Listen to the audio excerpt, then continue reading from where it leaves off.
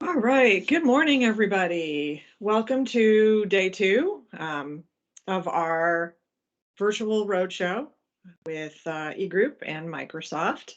We're glad to have you here this morning. Hopefully, some of you were able to visit us yesterday for day one around Microsoft 365. If not, we have a recording of yesterday's session and happy to share that with everybody. But we're glad to have you here today to talk about Azure. Couple of housekeeping things. Welcome. My name is Krista Anderson. I'm the Director of Alliances here at eGroup. So I work very closely with our Microsoft partnership and very excited for all of you to hear what we have to tell you today with what eGroup and Microsoft are doing together around Azure. Please feel free throughout all of the presentations today to use the chat in the Teams window to put any questions or any information that you need help with. We will be answering the chat throughout the sessions. If we get some time for Q&A at the end of each session, we will maybe answer some of those questions live, but we will definitely get you answers for any of those questions. Breaks. We will also be taking a quick 5-minute break after each session, just to give everybody a chance to fill that coffee or take a bio break, whatever's needed. We may start a little early or end a little early, depending on how the sessions are going, but we'll make sure that we finish on time today. And then the last and most exciting piece is prizes. We will be giving away a prize at the end of today's session. You will have your choice of a super fancy coffee mug. And in a minute, I'm going to let Jason probably tell you more about the coffee mug because he gives a way better description on it than I can. Or a speaker or a donation to a charity of your choice. You do have to be present to win the prize. So please stay and listen to everything that we've got to tell you. Jason, thank you. And our agenda for today. So we're going to start out with a discussion around the Microsoft solution assessments that have been very popular with a number of our clients lately. Jason Webster, who is one of our principals here and manages our Mid-Atlantic team, is going to be handling that session. And then next is going to be get your cloud right for the first time with eGroup. Dustin is going to be handling that session. Dustin is one of our cloud solution architects. He's going to be talking about some things such as an Azure landing zone, planning for cloud governance, making sure you're developing your cloud strategy. So he's going to take a little deeper dive into Azure there. And then our third session and final session of the day is delivering success with Microsoft Azure. And this is going to be a combination of Ed, who is one of our senior cloud solution architects, and Mike, who is the director of our data center architecture. They're going to get into a deeper dive on disaster recovery, data protection, hybrid file sharing. So lots of interesting information, interesting topics. And then we will wrap up the day with Jason and myself and Carly giving away our wonderful prize. So thank you again for everybody being here. We're happy to have you. And like I said, please don't forget to put any questions that you have in the chat and we'll be answering them as we go. Jason, do you want to get us kicked off today? Sounds great. Thanks, Krista. Good morning, everybody. Looking forward to day two. And I see a lot of familiar names from yesterday and people that we've worked with in the past in the crowd. So definitely want to thank you all for joining. Appreciate you spending an extended amount of time with us. We know it's hard to always carve out 3 hours, but carving out 3 hours in 2 straight days is an investment of time, and we do appreciate it. I know to recap the agenda, but before I do that, I don't know if it'll be better than Krista's explanation, but we'll talk about what I call the completely over the top coffee mug. Like if you ever thought you needed a coffee mug that is temperature controlled, has a battery in it, and has a mobile app, this is absolutely for you. So those that just absolutely hate their coffee changing temperatures, we got you covered. But also those that like music on the beach and things like that. Kind of an interesting take on Bluetooth speakers. These ones actually are a single unit, but you can split them apart to create surround sound. So those that really need high quality audio with their portable speakers, the Cove system's pretty good. And as always, those that either obviously cannot accept gifts due to corporate policy or are just feeling generous, will always be willing to exchange the prize for a donation to the charity of your choice. So good luck to that. Carly will be coming on at the end to make sure that we identify a winner. So to cover the agenda, we're gonna do very similar to yesterday, but I'll recap for those that might not have been here. Initially, I'm gonna come up and we're gonna talk about a little bit about eGroup, so level set on who we are, why we're here, what's our expertise, why eGroup can potentially help you with both your cloud and your data center and what we call speed and certainty. Um, so talk about how Microsoft and eGroup have combined through a series of incentive programs and what Microsoft calls solution assessments, what I call one of the best kept secrets in Microsoft to help organizations be successful with cloud. So the theme of that is to give you an overview of what those programs are like and a very, very light sample of what the deliverables are. I'll tell you more what I mean by light sample and kind of what you can expect to get out of those. So that if you hear something when Dustin comes up and does a deeper dive into what Microsoft and eGroup calls a cloud architecture framework, meaning like, how do we handle everything from governance all the way to network design, architecture, and backups and data protection, and build you an architecture that is best practices and gets your cloud right the first time, or takes the cloud you have today and remediates it to that best practices architecture. You'll know that programs that I'm going to present include that cloud architecture framework session and can be funded by Microsoft. I'll tell you a little bit more about that. And so once Dustin is done with his deep dive, getting into some of the technical components of what a cloud architecture framework, you'll hear the word CAF a lot. So when you think of that, think of cloud architecture framework.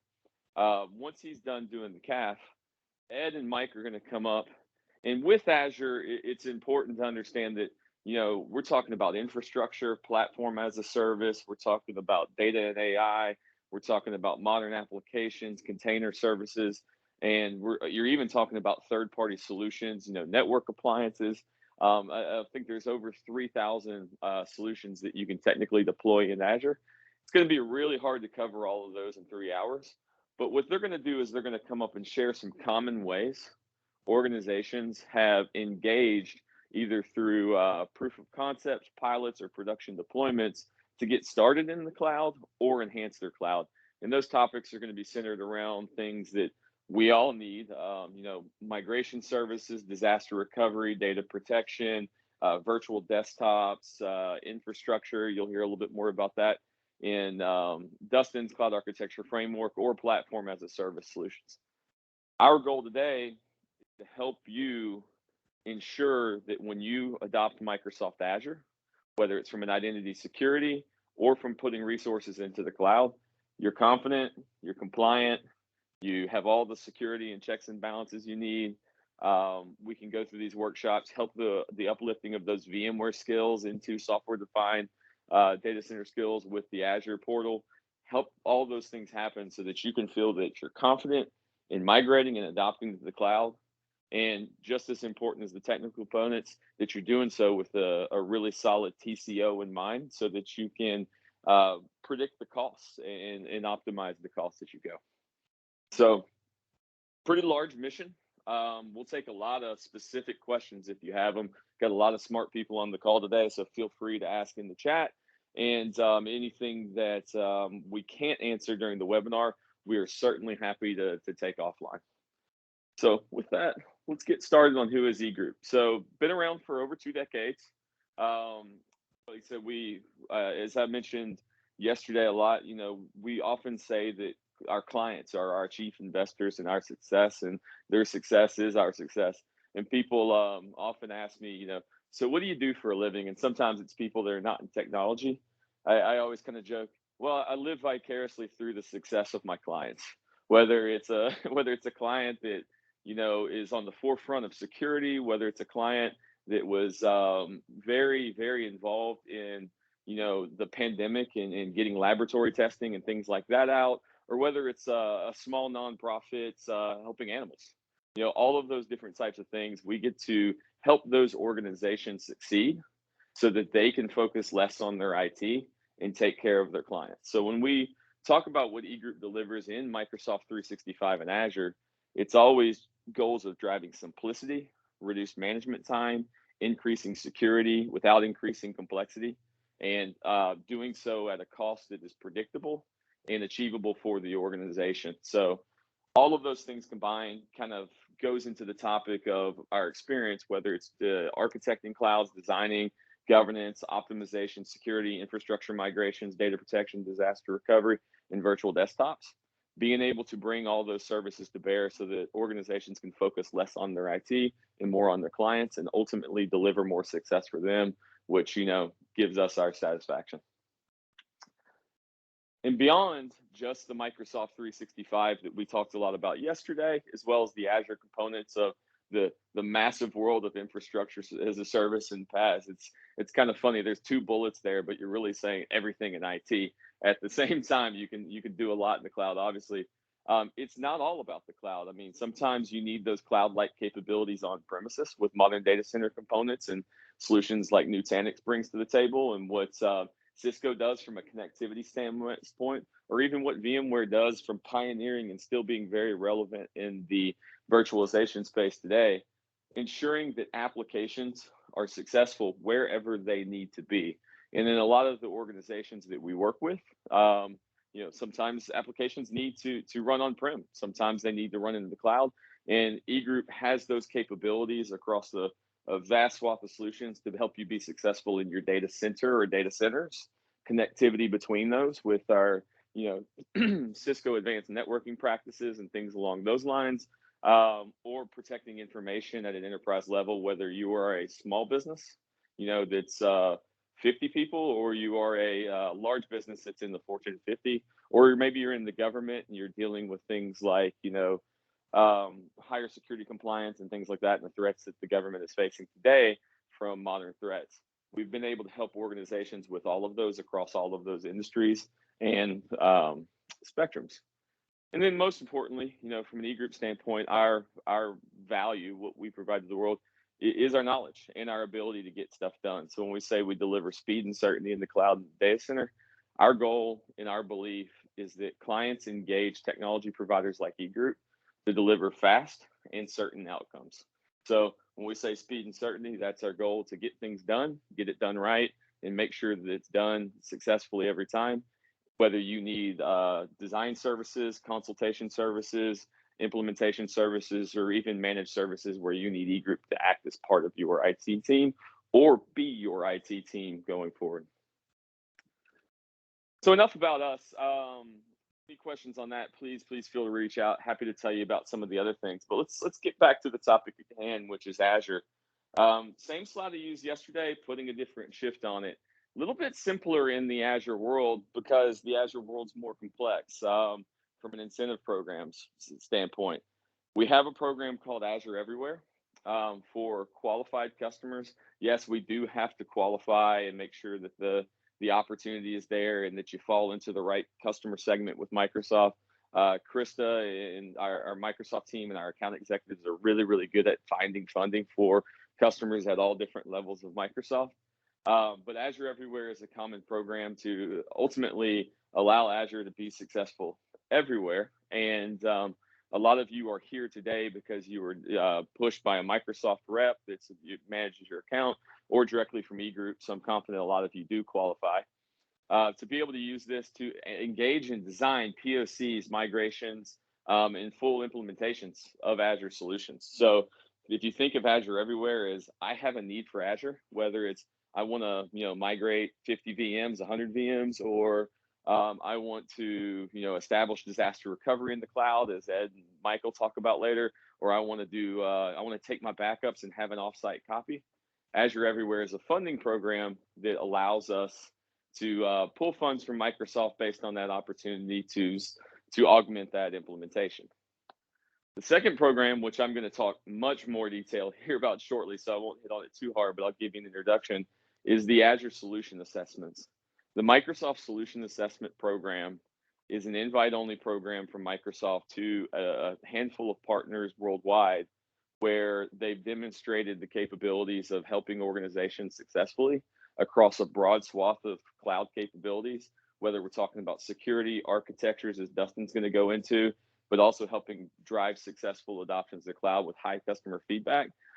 It's a program that's highly audited, and Microsoft ensures that there's quality into. We're proud to say that eGroup is part of that program, and it's a program that allows us to help you assess what you have today, get the answers you need wherever you're at in your journey, build you architectures, and even help fund the implementation of those solutions every step of the way as you migrate to the cloud.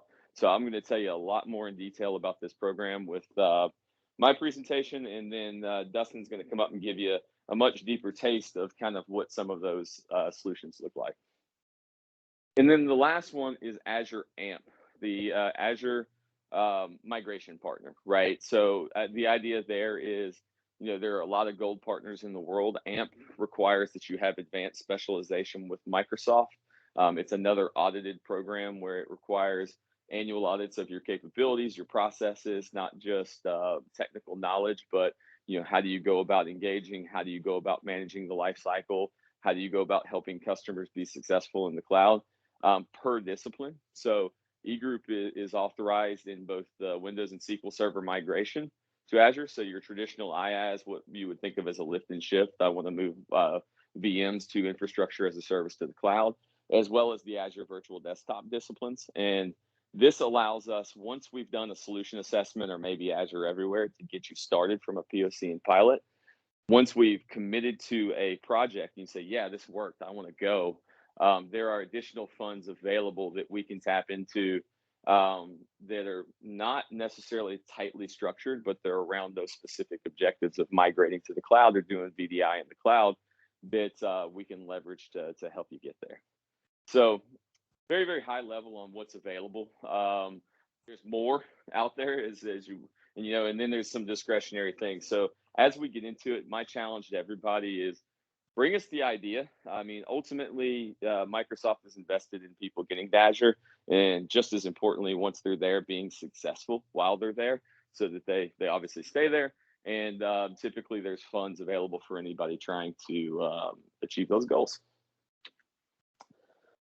From your registrations, I always want to pull kind of what the interest is and share what mainly with our presenters for today, but also back to you all, what you all said was important to you to make sure that we touch on a lot of these things. So kind of going down that list, because I think this, might actually be the most important slide. It's the things that you all said you were interested in.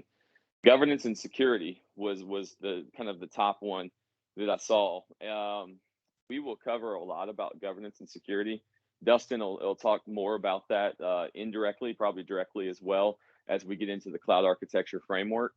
Any cloud architecture framework or landing zone starts with things like tagging policies, Azure policy, subscription management groups, and things along those lines to be able to, establish a good Azure design and put in place the governance that enforces the security and all those things that you need from both identity as well as resourcing. So glad everybody's thinking about that, because that's the one we're always trying to push people towards. Security is at the forefront of everything we do, technically with, especially with today's threats. Incompatible systems. This is a good one. So I assume that to mean, what do I do if I have workloads that I need to move to Azure that just Azure doesn't support? It's really a very specific question. My first question is what is the application? How is it platformed? What are the specific things? But as I get into the solution assessment program and I talk about some of the data-driven tools, we have the ability to detect, discover, and assess those in a very data-driven way across your entire enterprise using the tooling that Microsoft provides at no charge as part of these programs. It's a product called Mover, and we can take those and then we can have conversations specifically about those applications of what we call kind of the 3 M's of the Azure world. You either migrate it because it's compatible, You modernize it, because maybe it's a legacy application, it's on an unsupported OS, but it's compatible with new OSs, so we're going to modernize it, or maybe we're going to move it to platform as a service. Excuse me. Or the last one is mitigate. Is there a way within that application we can mitigate that incompatibility? Or again, going back to my previous conversation, not every workload is destined for the cloud. So how do we create a hybrid cloud architecture that brings those cloud capabilities into the data center, but also maybe it's even in a colo facility, just generally the on-prem world. But how do we make the management plane of those, simplified so that it doesn't create a lot of complexity between where workloads are operating? Cloud file shares. We dug a lot into this yesterday with the what Microsoft 365 can do, but now talking about what Azure can do, whether it's Azure Files, whether it's products like Nasuni or NetApp Files on Azure, or we're talking about some of the great solutions we work with on premises like Cohesity Smart Files that provides an on-premises capability of files, but also a tiering-based replication to Azure so that you can reduce significantly your on-premises storage, maintain archive, some of those things. And how can you be more intelligent about file storage between on-prem and Azure, depending on where those files exist and where they need to run. So we can talk a lot more about that one as well. That's absolutely, if that's, security is definitely the number one topic people are asking about today. File shares on the Azure side is an extremely popular one. I would argue maybe the next one, disaster recovery and data protection, we get more requests around, but it's pretty close. So that's something we can share examples across multiple industries, whether we're talking about healthcare and imagery data, whether we're talking about manufacturing data, all those, or even legal data like client case matter data that has compliance and advanced compliance on it because of commitments made to the client base. We can talk about all those scenarios, how to secure it in those various scenarios, as well as how to architect it so those systems can be successful. Like for specifically one that comes to mind, things like PACS imaging, radiology, all those types of things that come up in healthcare, those massive files, or if you're talking about an engineering firm, massive files. How do we leverage virtual desktops, or how do we do some synchronization between on-prem to make sure that we can deliver that stuff efficiently and without latency? Disaster recovery and data protection. Again, it's an easy one. That's the common scenarios there are, how do I ditch my second data center and leverage the cloud as my secondary data center? Organizations tend to take that, okay, I'm going to make the cloud my primary and maybe replicate back on premises. But then they quickly realize, how do I get out of the data center world once I'm in the cloud and create high availability disaster recovery in the cloud? And then certainly, how do I protect? Disaster recovery is obviously not data protection. It's not backups. How do I protect my information, wherever it is, with an immutable copy that I know I can recover, whether it's on premises, in the cloud, in multiple clouds, or across? We have solutions that can kind of help with all of those. And, Ed and Mike will come up and talk more about that. Azure Arc, if you're not familiar with Arc, it's an emerging technology that allows you to create centralized management across not only Azure, but the on-premises world, and not only Microsoft solutions, but across multiple solutions. So think of a common management plane for wherever your information is, through a single tool. So talk a little bit more about that.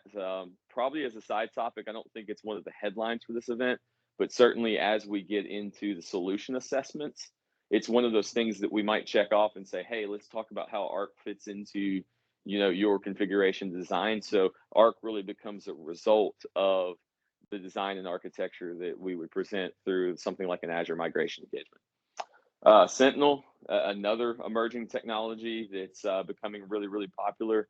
Obviously, a lot of organizations have log aggregation and things like that, and Sentinel has a capability to do basic log aggregation and centralized management, but it also has an ability to do so much more with default out of the box workbooks, bringing all your information together so that you can create a single pane to manage your incident detection, your issues that are in your environment, as well as your response to those. Or whether you have your own security team that's going to do their own, kind of manage detection and response in-house, or you need a third party to come in and do managed detection and response, the ability for third parties to take that Sentinel information, integrate that into their platforms so that you can create a great managed detection and response service as a service, from using Sentinel, as well as some of your other telemetry points like network devices, Wi-Fi, and all that good stuff. So that's something we absolutely, when we talk about security assessments, I'll talk about it later. Sentinel is key with that, because visibility and the ability to aggregate and filter through data and leverage cloud intelligence to go after what's important is critical in combating today's threats. And then lastly, projecting costs. We talked a little bit about that earlier.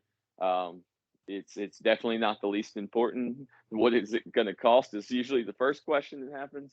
But there are definitely proven strategies that, with governance done right, and all the different things in place, leveraging the cost management tools, even third-party cost management tools for some, if you need some kind of specific things, it has the ability to shine insights, provide better intelligence, and help you reduce your costs. Making sure that things like reserved instances and hybrid use benefit and workloads are not going under provision, over provisioned. All these things that can absolutely balloon costs within the cloud, or help you significantly reduce costs and achieve lower TCOs than you would have in the data center, that you don't think about when you have a fixed amount of compute that you've already purchased and you procured. Throwing additional resources at it to solve problems may not always be the answer in the cloud, because every additional resource costs you a little bit more. So right sizing and continuing to right size those strategies help you manage costs over time. And then using compliance policies, not compliance, excuse me, Azure policies, to ensure that workloads are being created as you want them to, by people you want them to, and in the right regions and things like that, so mistakes aren't made that can create cost overruns. So great questions. Gonna answer a lot of them today, and I'm probably gonna move a little bit faster than for those that were yesterday, get to Dustin a little bit quicker, because the solution assessment program, I've got a lot of slides in here, but at the end of the day, as you'll see, I'm gonna walk you through what each of these available assessments are, from the 4 that are here, and then I'm gonna talk about the new security assessment that's been launched. I'm going to show you some examples, like very, very high level, of what those deliverables look like. But keep in mind, please keep in mind, quite difficult to show you a real example without your data that is relevant to you, because these conversations are very much, start with what is your business trying to achieve? What does it mean to serve your clients effectively? What is in your infrastructure today, that actual assessment portion? And how can we best craft a modern future timeline and an actionable plan to get you to that future while maintaining costs? So while the strategy is similar from group to group, industry to industry, the results of that don't ever last more than 5 minutes in the meeting when we're talking about the systems that you have. So, one law firm may look like another law firm, but they're never exactly the same. Same thing for a hospital, same thing for a professional services org, or, a nonprofit, what have you. So, going to be a little bit high level. And the idea there is to give you a sample of what we're going to talk about, the expertise and the level we can go, how Microsoft can help fund this, on your behalf to help you get there, so that if this is of interest to you, we can meet, we can sit down, and we can go through the details of this with your data, your environment, and get you the information you need to succeed. So solution assessments, if you kind of start on the top left, who we are. The idea there is it's a data-driven assessment. The data-driven part is leveraging a tool like Movair. It doesn't have to be Movair. We have alternatives for quicker analysis. Movair is a tool that's really, really lightweight. It does typical inventory scanning of your environment over a period of time and gives us a really good understanding of what's in scope, what's in the environment, cost, compatibility, resource utilization, so that we can really automate things like recommendations for how it's sized today versus how it could be sized equivalently in Azure, or what they call ARC sizing, which is not the ARC product, but it's actual resource consumption, leveraging those metrics to tell you, how it should be sized in Azure. All recommendations that come out of that just provide us a bunch of information to help be more accurate in your cost, in your compatibility analysis when you're asking questions like, um, how do I get from here to there in this incompatible application? It's going to call those out and it's going to let us know those types of things, the things that we may not know through just interviewing, data-driven collection to help build a better plan and do so more rapidly. It takes anywhere from a week to up to a month, just depending on how long we want to run it and how many business life cycles we want to capture, in the month, in the quarter, those type of activities that are important to your operations. So that's the data-driven component. And what we do though is, help you with that confidence. And how we do it is dedicated support from eGroup and Microsoft, right? So this is not something that's just being done by eGroup. We have an entire Microsoft team of specialists that can join calls to help do this. I mean, it's literally endless as part of this invite-only program. It's access to specialists that you may have access to today, but also product specific knowledge for some of those niche and edge cases if we need to get Microsoft on there. We have, through our solution assessment specialist partners at Microsoft, the ability to engage a swath of expertise to really tackle some of those edge cases as part of this. It comes in what I call 3 flavors. Microsoft probably wouldn't describe it this way, but it comes in 3 things when we're talking about, I want to understand what migrating to the cloud looks like. The first one is Azure Express. The second one is Azure Foundations. And the third one is Azure Migration Engagement. These all build upon each other. So like an Azure Migration Engagement, which I'm going to show you today, has the components of an Azure Express and Azure Foundations built into it. And then there's another component, the CAF, that can be bolted onto any of these that Dustin's going to walk you through, which is the Cloud Architecture Framework. So when you're looking at these, the best way to think about it is Azure Express is just that data-driven analysis where we're going to give you the information. Yes, we're going to spend some time with Microsoft just kind of, summarizing it and helping you with some of the items, but it's really, really lightweight. It's for the organization that says, I'm just, it's kind of walking up to the car lot, you're looking around, don't really want to buy a new car, but you're just interested to see what's out there so that you can plan for the future. That's what Azure Express is for. It's just, I'm kicking the tires, really want to see what's out there. I don't have an active initiative or project, but I'm curious as what the cloud can offer. Really simple, really easy, doesn't take a lot of your time. Azure Foundations takes that to another level where basically we're going to do the same thing that's in the Azure Express. We're going to do the data collection. We're going to do things like that. But we're going to go a little bit further into workload prioritization, cost estimates, in that CAF analysis and landing zone architecture. So the Azure Foundation engagement is for an organization that says, yes, we're interested in moving to the cloud. We don't know how to get there. We just know that that's ultimately where we want to be. So organizations thinking, 6, 9, 12, 24 months ahead, of infrastructure refreshes and things like that. Maybe contracts are coming up and they're starting to really want to put some, not just financial analysis and workload analysis, but technical plans together for how to get there. That's what Azure Foundations is about. And then the Azure Migration Engagement is for organizations says, yes, I'm ready to go to the cloud. I want to know what it's going to take to get there, all those great things we just talked about, but I want to know specifically how we're going to do this. So for an organization that has a particular migration thought, whether it's a handful of VMs, 50, 100, 3,000, an Azure Migration Engagement is all of that stuff, includes an architecture plan, a very specific migration plan, and an even deeper cost analysis that goes, once we have that migration plan, that's going to include things like not just the resource costs in Azure, but what is it going to take from your team to be able to support that migration? What is it going to take from the eGroup team, Microsoft team, so that you have a full picture of what a migration to the cloud looks like and those cost estimates.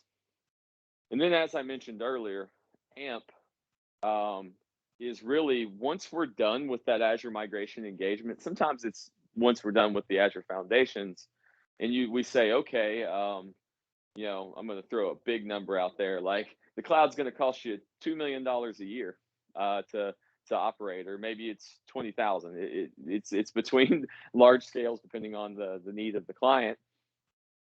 AMP can take a portion of that initial estimate and funds and fund that back to that migration plan to basically pay groups like eGroup to help you make that plan a reality.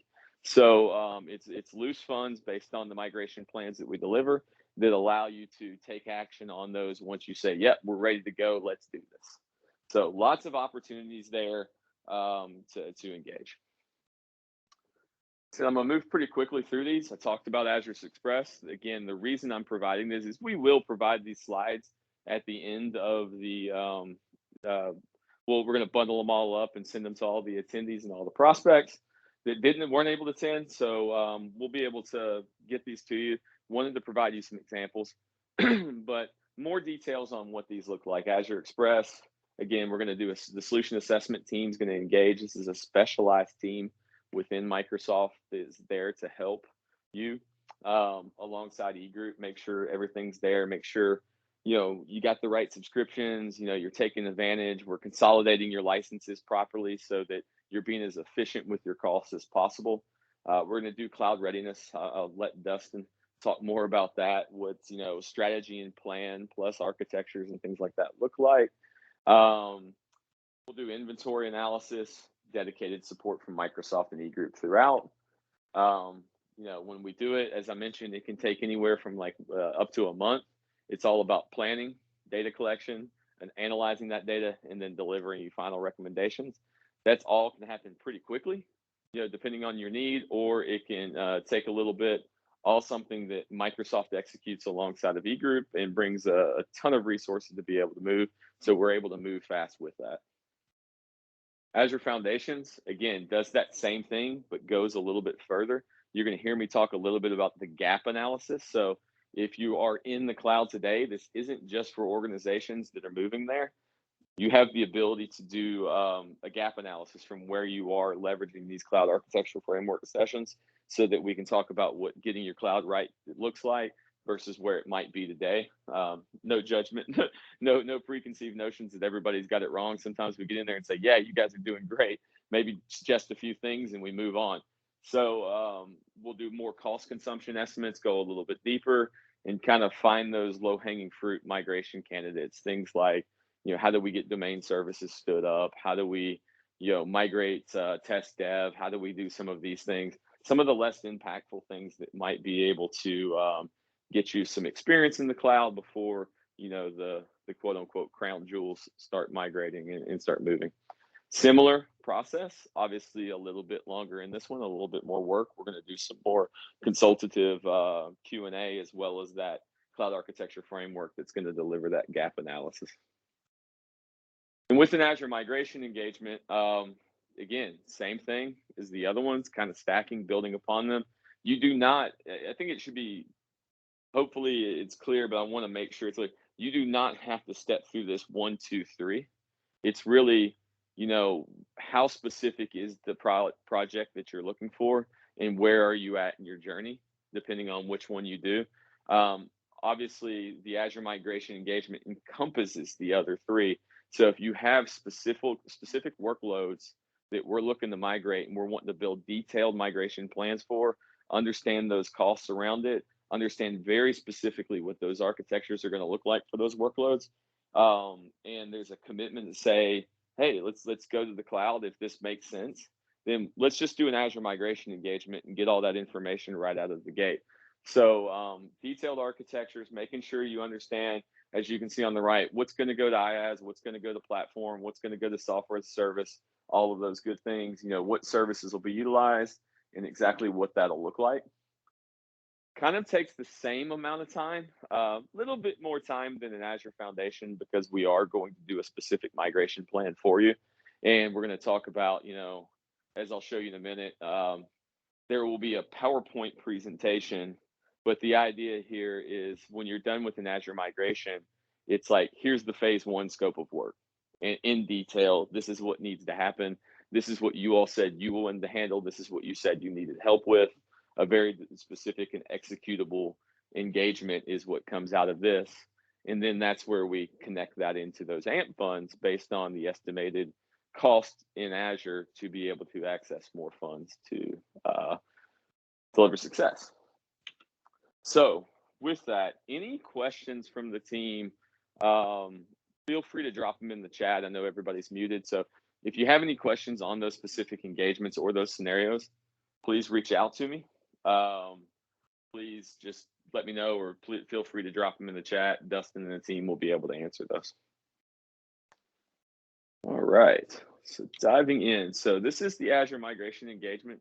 Again, I want to go back and say this is going to be really high level. I've had to de-identify this from a lot of things, so to make sure that you some of the specific information, but I did keep some information from clients that is not going to be readily identifiable to them in here so that you could get a sample, but I took great care to scrub it, which makes it a little bit high level and takes a good chunk of the specifics out of these plans. But obviously, we want to start with reminding, when we present this, we want to start with reminding everybody what we're doing and what are the outcomes from a business perspective, not a technical perspective, that we're set out to achieve, right? Is it scalability, efficiency, digital transformation of legacy applications, increased security for client applications?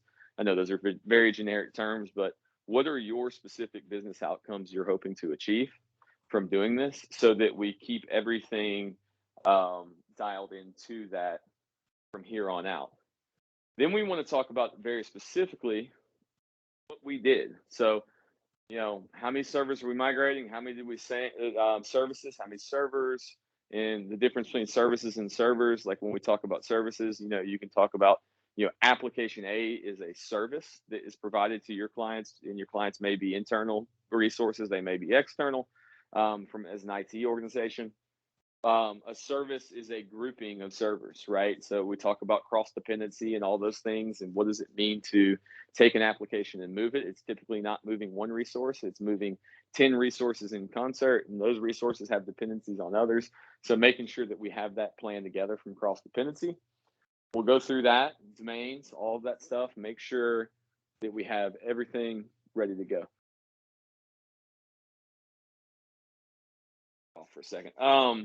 And then as we go through, we're going to summarize the next steps, and then we're going to get pretty specific into the next steps with those executable scopes of work. So typically that would include a design and migration plan, documentation, and deliverables, like longer form, like this is what the design is going to look like. Here's all the details, the security stuff that doesn't fit on the slide, with all the prerequisites, the things we have to do from a licensing, but also kind of shuffling, moving, contractually, all those things that may exist in a migration.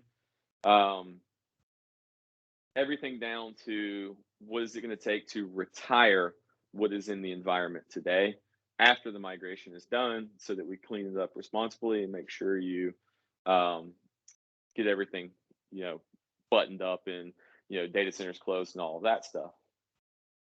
I'm not going to go too much in this because I haven't seen Dustin's presentation yet, but this is definitely something he'll be diving into. So we'll also be delivering a governance plan, and this is part of that cloud architecture framework. Some of the things we go through, like how do you organize management groups, subscriptions, compliance requirements, the notable Azure initiatives and policies, and that's things like, if like a common one that I see all the times, organizations operating in the US and the UK.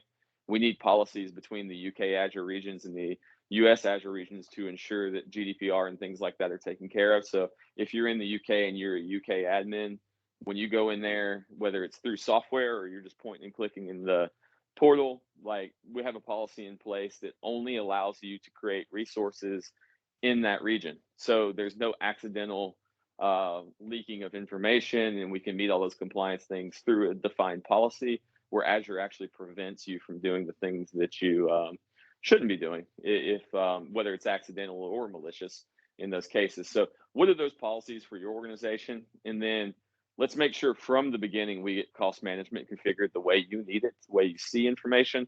That can be everything from, one of my favorites is let's have conversations with accounting about, whether it's GL coding, whether it's, call center coding, all of those things. Let's try to include those tags in meaningful ways on all resources within the cloud, and use policy to enforce that information is provided at in creation time, so that when we go into cost management and you want to say, I want to know all resources and costs associated with app, application X, service X, geocode X. You can be able to filter and use that platform to be able to show that information from day one. The key thing there is enforcing that on creation, instead of trying to do it after the fact, making sure that the metadata is appropriate to be able to create that reporting after the fact. So a lot of the things we've done with chargeback and things like that in the on-premises world for many, many years, kind of enforcing that out of the gate. Then, it's when we're talking specifically about infrastructure as a service, we're talking about network design. Are we going to go with a more generalized flat network? Are we going to do something with more of a hub and spoke model where there's increased isolation between virtual networks so that application A cannot talk to application B unless there's specific circumstances that we want to, or we punch holes between two virtual networks to allow that? And what does on-premises communication look like? So those are all those different types of things.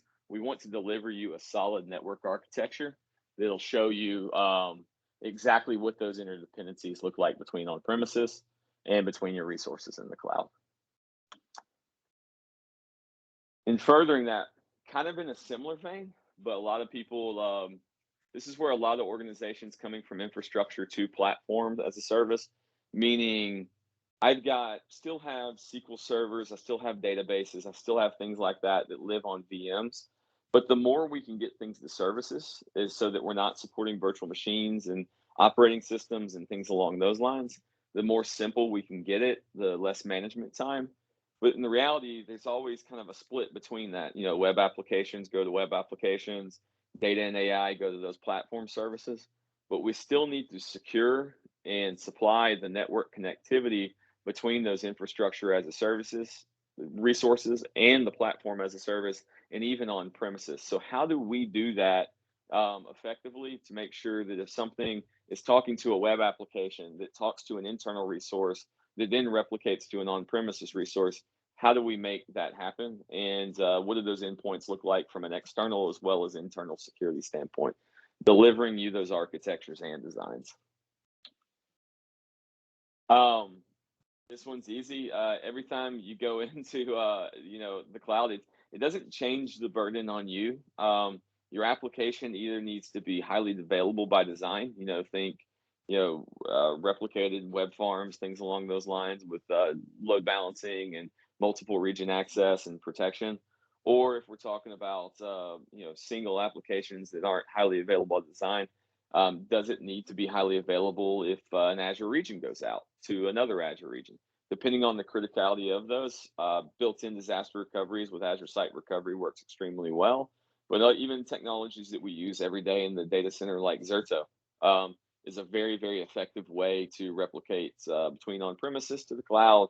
You'll hear a little bit more about that from Ed and Mike. But also, when you're in the cloud, how do you go from east to west, having those regions, or in those situations where all your eggs don't want to be in one basket, and you may need to replicate from the 5-letter cloud to the 3-letter cloud to have a multi-cloud strategy. How can we make that happen so that we can meet your replication requirements, your vendor diversity requirements, all of those things that we need? We don't shy away from those conversations saying everything has to live on Microsoft Azure.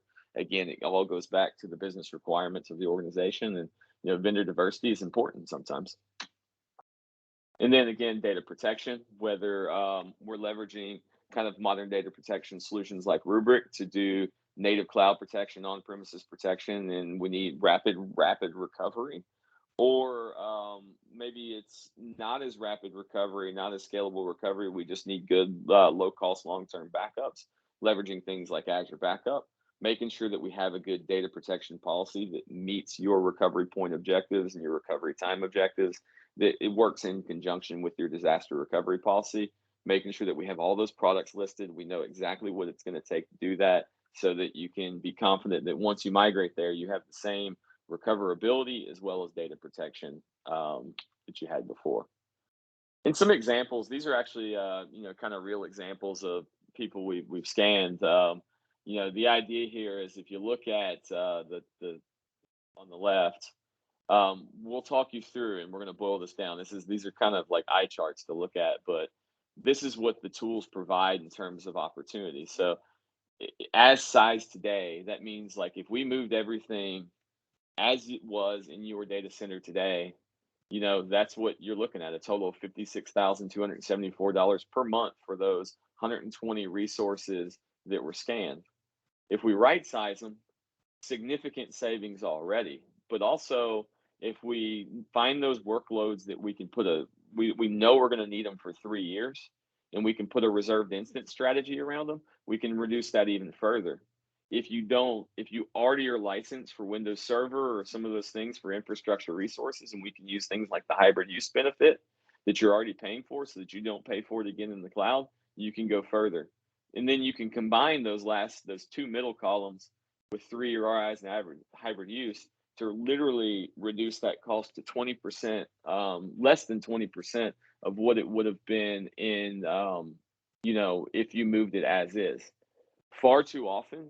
Let me first, before I say it, the reality is you always end up somewhere kind of in the middle. Not everything's good for a reserved instance. Not everything has hybrid use. Some things need to be oversized because there's a specific period in which they have to perform, and the business accepts that 15% processor utilization is a reality. But at the end of the day, you end up somewhere in the middle. But far too often, we see people skewed far to the left of this chart, where they've moved things as is. They're doing things the same way they've done them in VMware.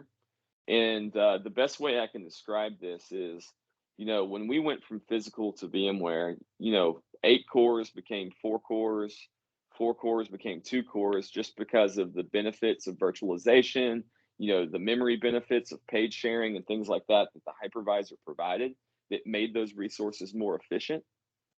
You're even further abstracted from the actual, registers in the compute and all of that stuff in the cloud. There's infinite amounts of efficiencies, and we can get into this with a different thing called the CAF, which is the Common Architecture Framework of how cloud is architected. They'll talk about these, but 4 cores in the VMware world on top of your platform is not as performant as less cores, depending on what SKUs you have and things like that. So there's always room to optimize and reduce those costs. It's the organizations that just move as is and continue to run their business as is that tend to say, wow, I'm paying more for the cloud than if I just bought this equipment on premises. The cost savings really comes in the optimization, and these tools help us get there. Same thing with those backup and recovery costs. It gives us a great opportunity to, again, get to the data really quick so that we can, when you say, hey, I need these 3 applications to be highly available, but the other 9, we're not really worried about it. We can quickly carve those up and tell you what that's going to cost with some certainty. Even put some logic behind that. Same thing with backup services so that you get a better TCO and you go through this and we talk about, what are the assumptions made within that and how do we, again, you can see on here that you can do reserved instances on storage costs alone, backup costs alone, if you have it correctly. So there's always ways to reduce your costs depending on what specific service you're going to do. The idea there is to bring that all together into not a Microsoft chart, but like a e-group chart of, what is your production, what is your failover, what does dev test look like? Do you need virtual firewalls to match your on-premises so that you have a single pane of glass from firewall management? Do you need other things in there as well, like third-party tools and all of those things? What does migration cost? What does managed services options look like from eGroup? As well as, with Microsoft AMP, what are those incentives that are going to be brought to the table to help you do so that you can see not just year 1 immediately, but over a 5-year period in a total, what that TCO is going to look like, the same way we would have historically done that in the data center for you. We want to provide you that full 5-year out vision. Sometimes 3 years is enough, but 5 years is also good because that's typically the 3 to 5 years is the hardware refresh cycle for on-premises comparison. We want to be able to show you what that looks like based on those decisions we make during those meetings. All right, so then this is a really high example. I'm going to go through this pretty quick, but the idea there is once we know what that is, what are those high level steps? You can see this one has 6. I only put one of the slides in there. But the thing I want to reiterate on this is that, the idea is everything ties back to a goal. And that's a business goal of this is what we're going to achieve by taking this action, this phase. These are the next steps that need to happen, and this is the deliverables that you're going to get out of it. So you're going to have those at a high level from a presentation of what it takes to achieve your goal, but those also spit out more detailed statements of work to detail out exactly what should be expected, what's needed, and the costs associated, prerequisites, and all of those things. That's not obviously on one slide. So that is the Azure migration engagement. Lots in there. Obviously, a lot more information gets personalized to your environment as we go through it. We have the ability to do that pretty quickly, typically over a 30-day period to help you plan out those migrations. But for smaller ones and things along those lines, we can gather the data and we can move through it at the speed that your business requires. The last thing, quick time check, looks like I got plenty of time. So the last thing I want to talk about is security assessment, which is ultimately the newer one and our most popular one that we're seeing today. The security assessment is another solution assessment within the program that you can engage. So say you have Office 365 or you have Azure today. Goal of a security assessment is to ensure that from an identity security, people were asking about Sentinel, asking about Arc management across both worlds with Azure AD, network architecture, and Office 365 security. You have a good security model with governance planning, everything in place that you need to be successful and secure with the Azure cloud. So if you're there today, you're not necessarily looking at migrations, or you're just looking to validate and understand your security. This is exactly what you're looking for. We're going to apply the Zero Trust framework that Microsoft has developed with many partners and standards organizations to that, so that we can move your organization closer towards providing a Zero Trust model for security, and go through there so that we can enhance, identify those gaps, reduce the vendor count, migrating things more to first party solutions, not having so many moving parts helps simplicity, also drive security in a lot of cases. And then hopefully, ideally, reduce your costs and security solutions along the way. So the idea there is our goal is more secure, less moving parts, less costs in doing so. And hopefully we can at least achieve 2 out of those 3, maybe not all those 3 at the same time. But in most cases, we have seen that over time, the TCO reduces, or we consolidate and kind of bring in select third-party solutions, but simplify the security model. Similar to what we were going to do in the Azure migration engagement, there is a cloud adoption framework strategy and plan workshop. We're going to look at Office 365 Secure Score, the Azure Security Center and Secure Score. We're going to do an inventory of servers, devices, and applications. That's not just that's what you have in Azure, but that's also what your end user devices look like, and what's the inventory on those. We can do that in depth, or we can do that quickly, depending on the time involved and the accuracy that we need. And we're going to go through, assess, and develop that gap analysis and deliver those recommendations as well as that financial analysis to you. So the reason that it makes this popular is it's all encompassing, broad swath. We can go to where the action is, so to speak, where the largest pain or the potential is and need. We can talk about everything from, mobile device management, as we spent a lot of time yesterday on, and Intune, and how do we secure endpoints, and how do we secure their interactions with data centers, as well as, SaaS services like Office 365. We'll talk about Defender. We'll talk about Defender for endpoints. We'll talk about it for server. We'll talk about Arc. That's another thing from a management standpoint. Sentinel, how we can bring all that information together and collect that so that we can aggregate it. We'll talk about data protection services that you need because, as anybody that's heard me present on data protection, I heard this years ago, and I think it's still extremely really important today, even more so. Your only security against modern threats is your ability to recover everything really, really fast, so that you can stay in business. There, there's there's no security that is 100% secure, right? I think we all know that compromises happen. There's always new threats. We have to have the ability to recover. So how do we do that from all the way through the security model?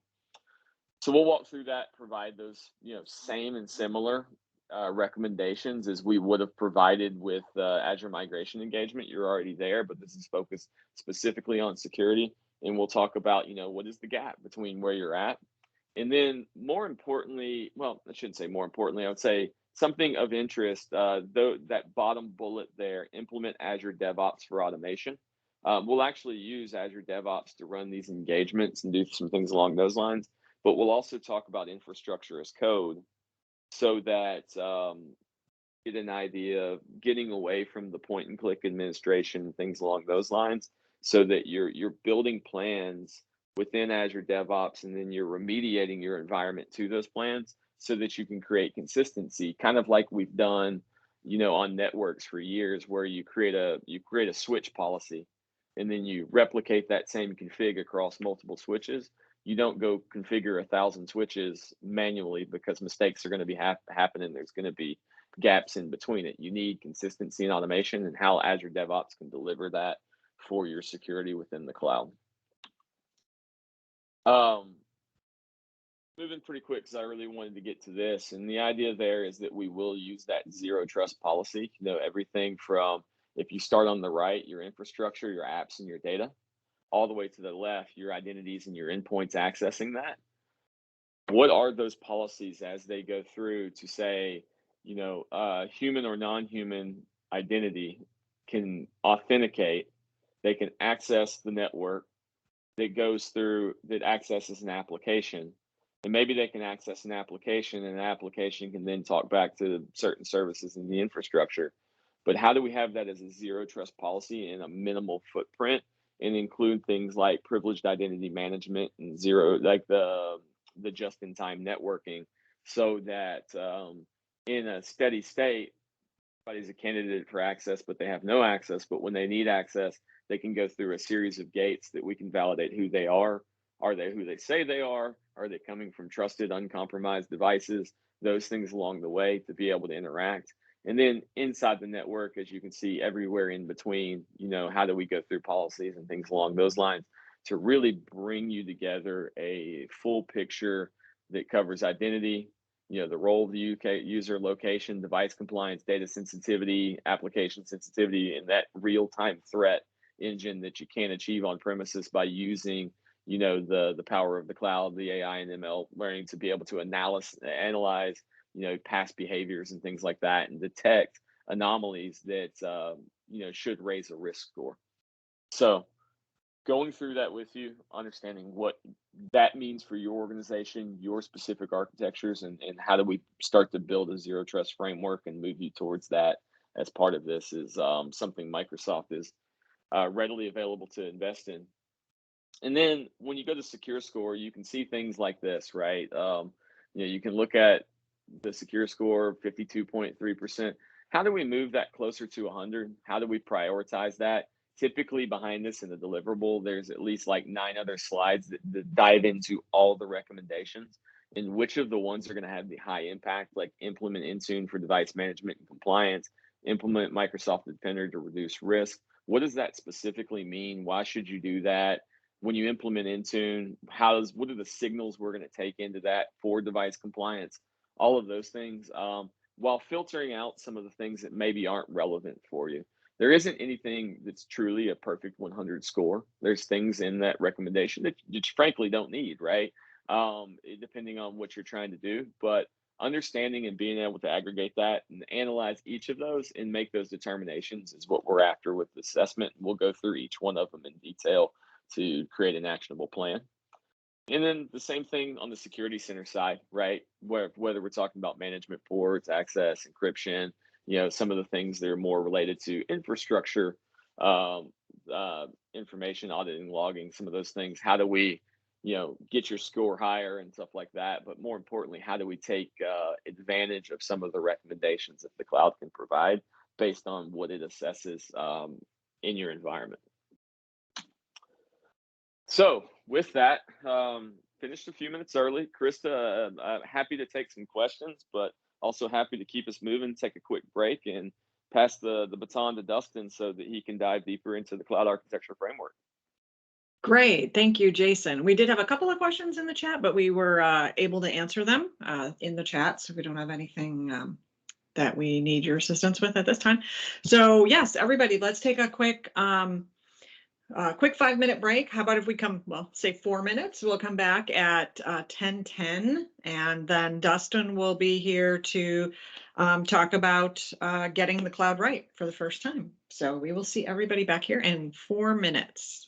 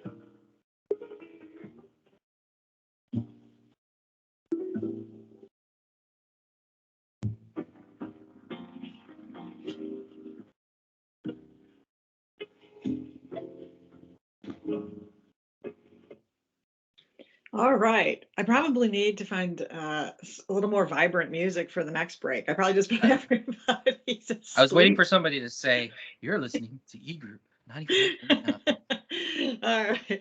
Well, we had silence yesterday, and that confused everybody. So we thought we'd liven it up a little bit today. All right, great. Well, welcome back, everybody. And yes, we have Dustin here. Dustin is one of our cloud solution architects, and he is going to be talking to you about getting the cloud right. Again, please remember to put any questions you have in the chat. And if we can't answer them throughout Dustin's presentation, we'll do some Q&A at the end. So it's all yours, Dustin. Take it away. All right, thanks, Krista, and welcome everybody. My name is Dustin Meany. I Cloud Solutions Architect here with eGroup. I've been here with eGroup for nearly 8 years. I joined back in 2014 as a Cloud Solutions Architect. And while I've been at eGroup, I'm primarily helping customers work and help them support them in the Azure and modern workplace areas. So here's my LinkedIn on this slide. Feel free to go out, add me, send me messages or funny memes. I love memes, so whatever you want. All right, let's get into it.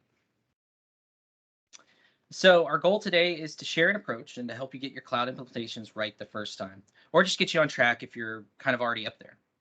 Alignment with Microsoft standards and the frameworks help keep you on track so you don't feel like you've lost control or you don't know how anything works or who's managing what.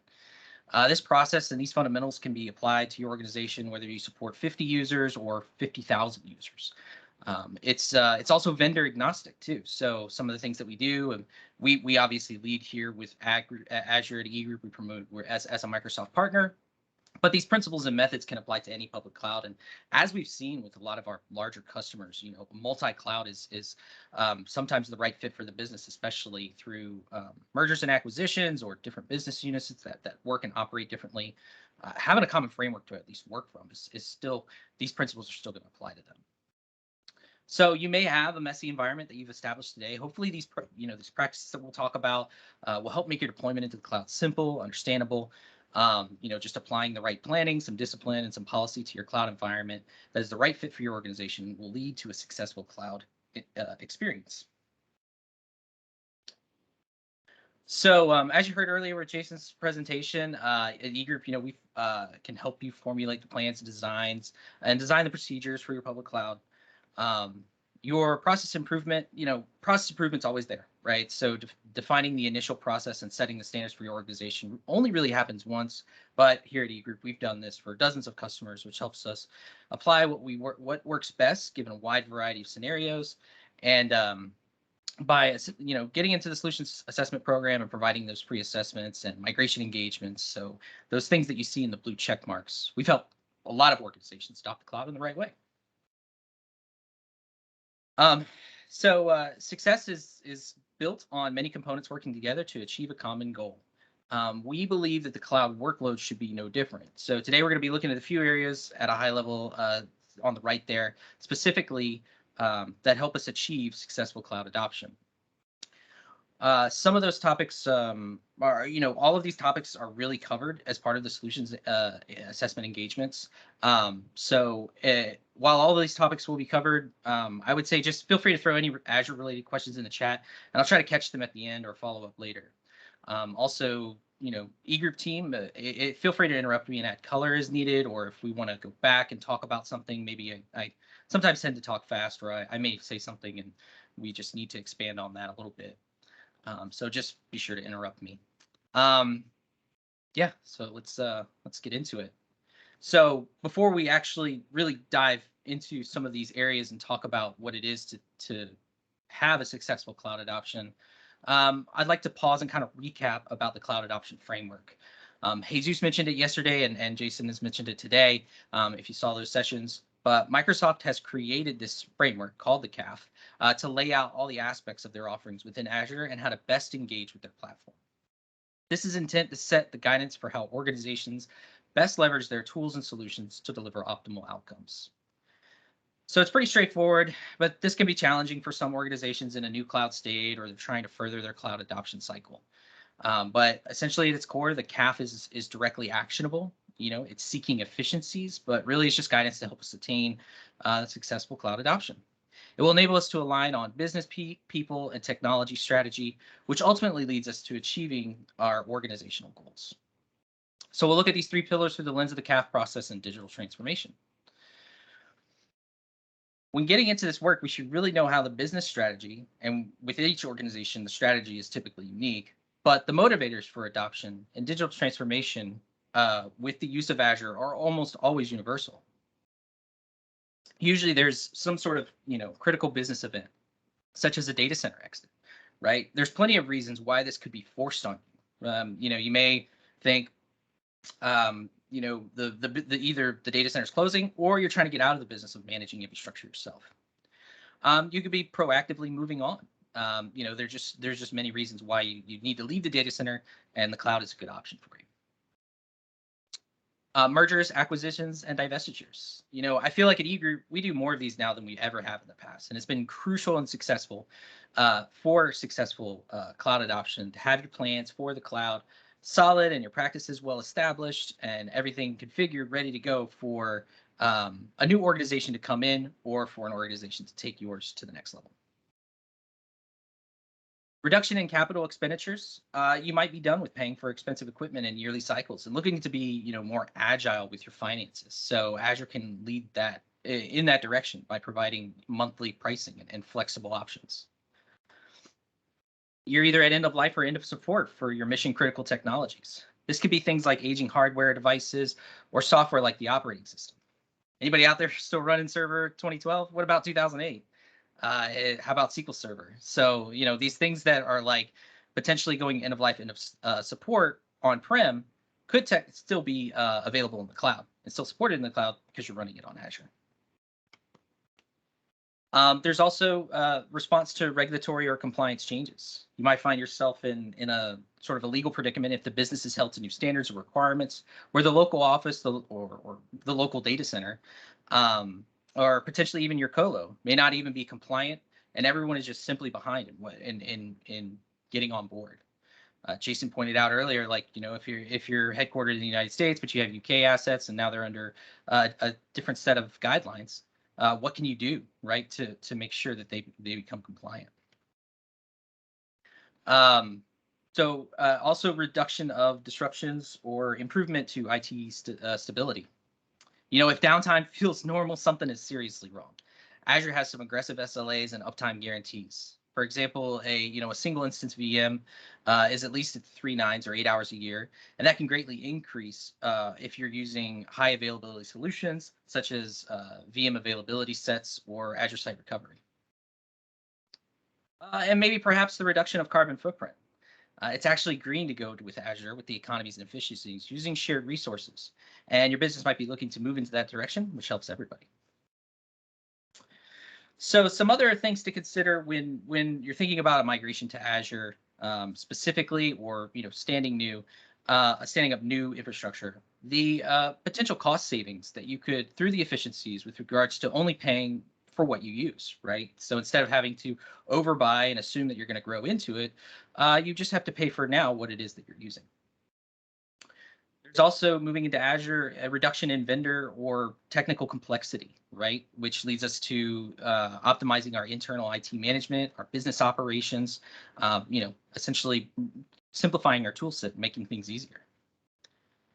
It also helps us increase the business agility and being able to provide products and services immediately as to onboard, new technical capabilities within the organization. These could be things like machine learning or cognitive search or something like a turnkey Kubernetes services. Those things for your business, for your developers, for your application owners, and being able to say, yeah, we're already on the platform. Let me just build that for you right now. Obviously, being able to scale. As you scale to meet market demands or geographical demands as the organization grows. So for example, you're a 50-person company headquartered out of Charleston, South Carolina. You're trying to grow to 250 people serving customers worldwide. So how do you quickly service your customer base globally? What sorts of IT tools can we leverage now that won't get in the way of the future? You know the answer. It's Azure. It's a solid cloud adoption plan. So as part of the CAS process, we'll review and understand the motivations, sort of, talk about what are the benefits of migration. From there, we can easily qualify our justifications for the migration, understand, and what we need to do for adoption so that we can plan and design for the desired outcomes that we have. By using this model depicted from the CAF, we can prioritize the workloads for migration and decide how we're going to adopt the public cloud, ultimately bringing the business, the technology, and the people together for success. And I note that this graphic, while it appears somewhat linear, it's actually a circle because we're always in the process improvement cycle. We'll get into governance later, and we'll talk about how we go from minimum viable product to a working standard. But just note that this is kind of like an ever turning process. So after the first cycle, you're ready to start, and you'll be deploying the initial landing zones and setting up your first workload. So what is a landing zone? And why do presenters ask themselves questions? They already know the answer. I don't know why they do it. Anyway, to quote Microsoft, the term landing zone refers to an environment that's been provisioned and prepared to host workloads in a cloud environment like Azure. Landing zones can be considered one or more workloads, but they can also just be single units of work. They're a lot like software applications. Optimally, they're structured like microservices, so that when they combine, they make up like a complex solution. They can also be monolithic and contain all resources for the environment. So like software application design, you have to decide what makes sense for your organization. By the way, I moonlighted eGroup as a software developer, so forgive me if I speak freely in DevOps terms, or just let me know if I need to expand on anything or to clear it up. So anyway, for these sort of units of work, some of these things to consider are how you're going to leverage subscription level items. So subscription level items are things like billing, policies, Microsoft Defender for Cloud, what used to be called Azure Security Center. You also mentioned Azure Arc as a topic of consideration or for the conversation. That sort of allows us to manage and secure resources through Azure no matter what cloud or on-prem. As long as the communication is there, you can protect them using Defender for Cloud. So among the other features of management with Azure Arc, that's another cool feature. But anyway, all of this just sits in sort of a single subscription. We'll talk about subscription in a bit, but let's sort of see what this looks like on the enterprise scale. As you can see right here, landing zones are just modular. They're a smaller part of the larger solution, and we can divide up these workloads into their own subscriptions and sort of be agile in the deployment of future services without impacting those existing ones. Think of them as like maybe tenants within your data center, and then with the ability to connect those shared services to each other. So breaking up the enterprise and shared services like this allows us to provide services quickly and easily and secure it so that only those that really have the need for these shared services would be able to get to them. So I don't know today. I mean, you could have a wide open network and things can communicate that shouldn't be able to communicate, but setting it up this way, you would kind of force you into that nature where you have to opt into these shared services. And we'll talk about all the shared services in a minute and how these different subscriptions kind of break out and the workloads that are a part of them. But they're just think about how your IT team is likely structured today. For example, your network engineer doesn't usually manage Active Directory, and your IT governance policymakers don't manage SQL clusters. And not saying that any of these teams couldn't manage them as sort of cross-functional duties. If they had the skills, they could do that, but often they're too busy with the primary duties to manage that. Anyway, with this model, their access is restricted to the subscriptions that they manage and within the roles that they've been given through role-based access controls. We'll also discuss managing identity roles through management groups. So what is a management group? A management group is simply a collection of subscriptions that have a collection of resource groups that have a collection of resources. By taking a management group and abstracting that above the subscription, it allows us to use the landing zone model to build out many different subscriptions, but manage them from one place, enforce policies from one place. Like I said, provide access and just a standardization from naming standards from a single pane. Do know that anytime I talk about policies or role-based access controls, they're at all levels. I can enforce and set policies or actual control for these resources all the way down to the individual resources themselves. Think of them kind of like ACLs on a file share, or within SharePoint, I'm setting those permissions. So once we have our sort of management groups established, under that we can assign our subscriptions. Many organizations today and a lot of organizations that we talk to have just a single production subscription, if they have a subscription at all. They may have another one for dev test, and generally those are just the two that they use. I think how you organize your subscriptions plays a critical role in security, threat containment, management. Those, but you can expand that out a little bit higher than just saying what my workload type might be. So that's when we could design things for application categories. So if I say I have something that sits in QA or non-production, or even potentially, I want to use data protection, would it be ideal to have your backups separately from your production web and file servers? Again, this is a very flexible model. It allows us to structure them, functionally. We could separate them geographically. We could separate them by business units. Whatever makes sense for us. We don't want to get too complex, but we definitely don't want to have such a monolithic view that we're not planning for the future. So specifically inside of a subscription, or even again at the management group level, what we could do is actually set role-based access controls based on the roles that they have. Again, these are set at all levels, right? I could set it at the management group level all the way down to a specific resource, and I get very specific actual roles that I can use within the organization. I think Microsoft's up to like 200 roles now that they have, so there's a lot of granularity that you can have. Also, I mean, if you got plenty of time on your hands, you can create your own roles. So you can specifically identify the types of actions that you want your administrators or your users to take within the organization. Some of the best practices around identity, right? Identity is the new firewall, as it says there. You've got to kind of think about identity being the central core from a security perspective to your organization. So things like having my account that I would normally use to log in and read email or do my normal work should be different than something that I use as like the owner of the management group that owns all of my subscriptions. That should be an account that I never use. I should only have to log into it if I have to do a little bit of work here and there. We'll talk about PIM here in a second and how you can use that. But all of these, if I'm using 2 accounts, break glass accounts, or just anything that's tied to an actual user, make sure that you've got multi-factor enabled, or you've got a biometrically secure device that you're accessing these things from. Obviously, if you're going to go multi-factor authentication, go app-based over SMS, because just in generally, you should have some other factor or some other mitigating control when connecting to Azure, because it's obviously it's hosting everything that's important. But when we look at the identity subscription and looking at the shared services as part of that, the identity subscription could do things like host your domain controllers. So if you're using Active Directory today, or you could use Azure Active Directory domain services, you could host all of those types of services within your identity subscriptions.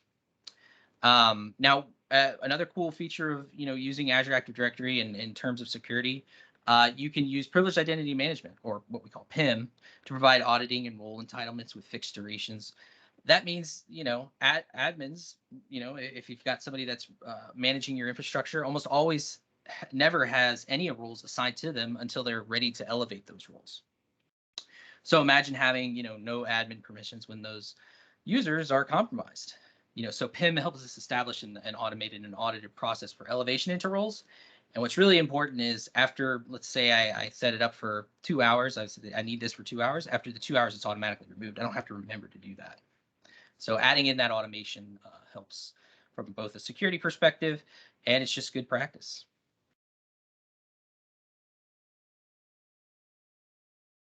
Inside the connectivity networks, so the inside connectivity means networks. There are networking components within the Azure Virtual WAN. These are things like our site-to-site virtual private networks and ExpressRoute, both of which will offer secure encryption channels for communications between sites, between subscriptions, between 2 clouds, wherever those might be that are kind of outside of your scope of Azure. But it can also offer client virtual private networks for direct user access to those networks, so you're not having to open up ports and allow users direct internet connectivity. You can establish a direct connection using a client VPN. But you can also do things like deploy virtual network appliances for things like next-gen firewalls or meshing capabilities. We have a lot of customers that use Cisco, or they're using FortiGate. They're using all of these different, Palo Alto. All of them have, all the vendors have their own sort of virtual device. So if you are particular to, a specific vendor and you don't want to use Azure's, there's some capabilities out there to use that. You can deploy things like Azure firewalls for east-west traffic, as well as web application firewalls for vulnerability scanning. So if I've got a website out there, I want to put a web application firewall to prevent cross-site scripting or SQL injection. There's some native tooling there. There's also DDoS protection, and you can use that for DMZ or public injection points. So if you are letting traffic in, you can add that protection as well. And finally, you can deploy something called Azure DNS, which provides both external and internal resolution. And as you can see there, there's actually a peering that occurs between the hub networks and the spoke landing zones. That also allows us to communicate between our sort of shared services network, which could then provide access to those other clouds or our on-premises or our colos. And essentially allow for our landing zone to have both internal and external communications. Ideally, right, we get to a state where our landing zones are isolated workloads that if they need external access, we're the ones that are protecting that access. It's probably what you're doing today anyway, but this is how you would do this in a flexible model. Governance. All right, so getting into the CAF model is a way of approaching governance that allows us to sort of decompose and take complex and sometimes emotional topics into smaller units of actionable change. As you can see in the graphic, when defining, corporate policy, we change the topic from alignment to current IT governance requirements to a realistic view to look at tangible risk created by the cloud adoption. Those risks can generate policy and compliance statements, recurring processes, configuration requirements, all of which augment sort of the existing governance, your existing governance IT policy. Now, I'm not sure if I checked earlier, but you guys have one of those, right? You have an IT governance policy, right? All right. Well, anyway, once that's set, you'll take action on the defined policy statements by using one of the 5 discipline or buckets of activity that span the governance conversations. Each one of those 5 disciplines, the cloud governance team or whoever controls these decisions, leverages the configuration management capabilities of Azure Govern and Azure Manage to help IT governance, security, identity, networking teams all apply the requirements consistently across all of your Azure adoption.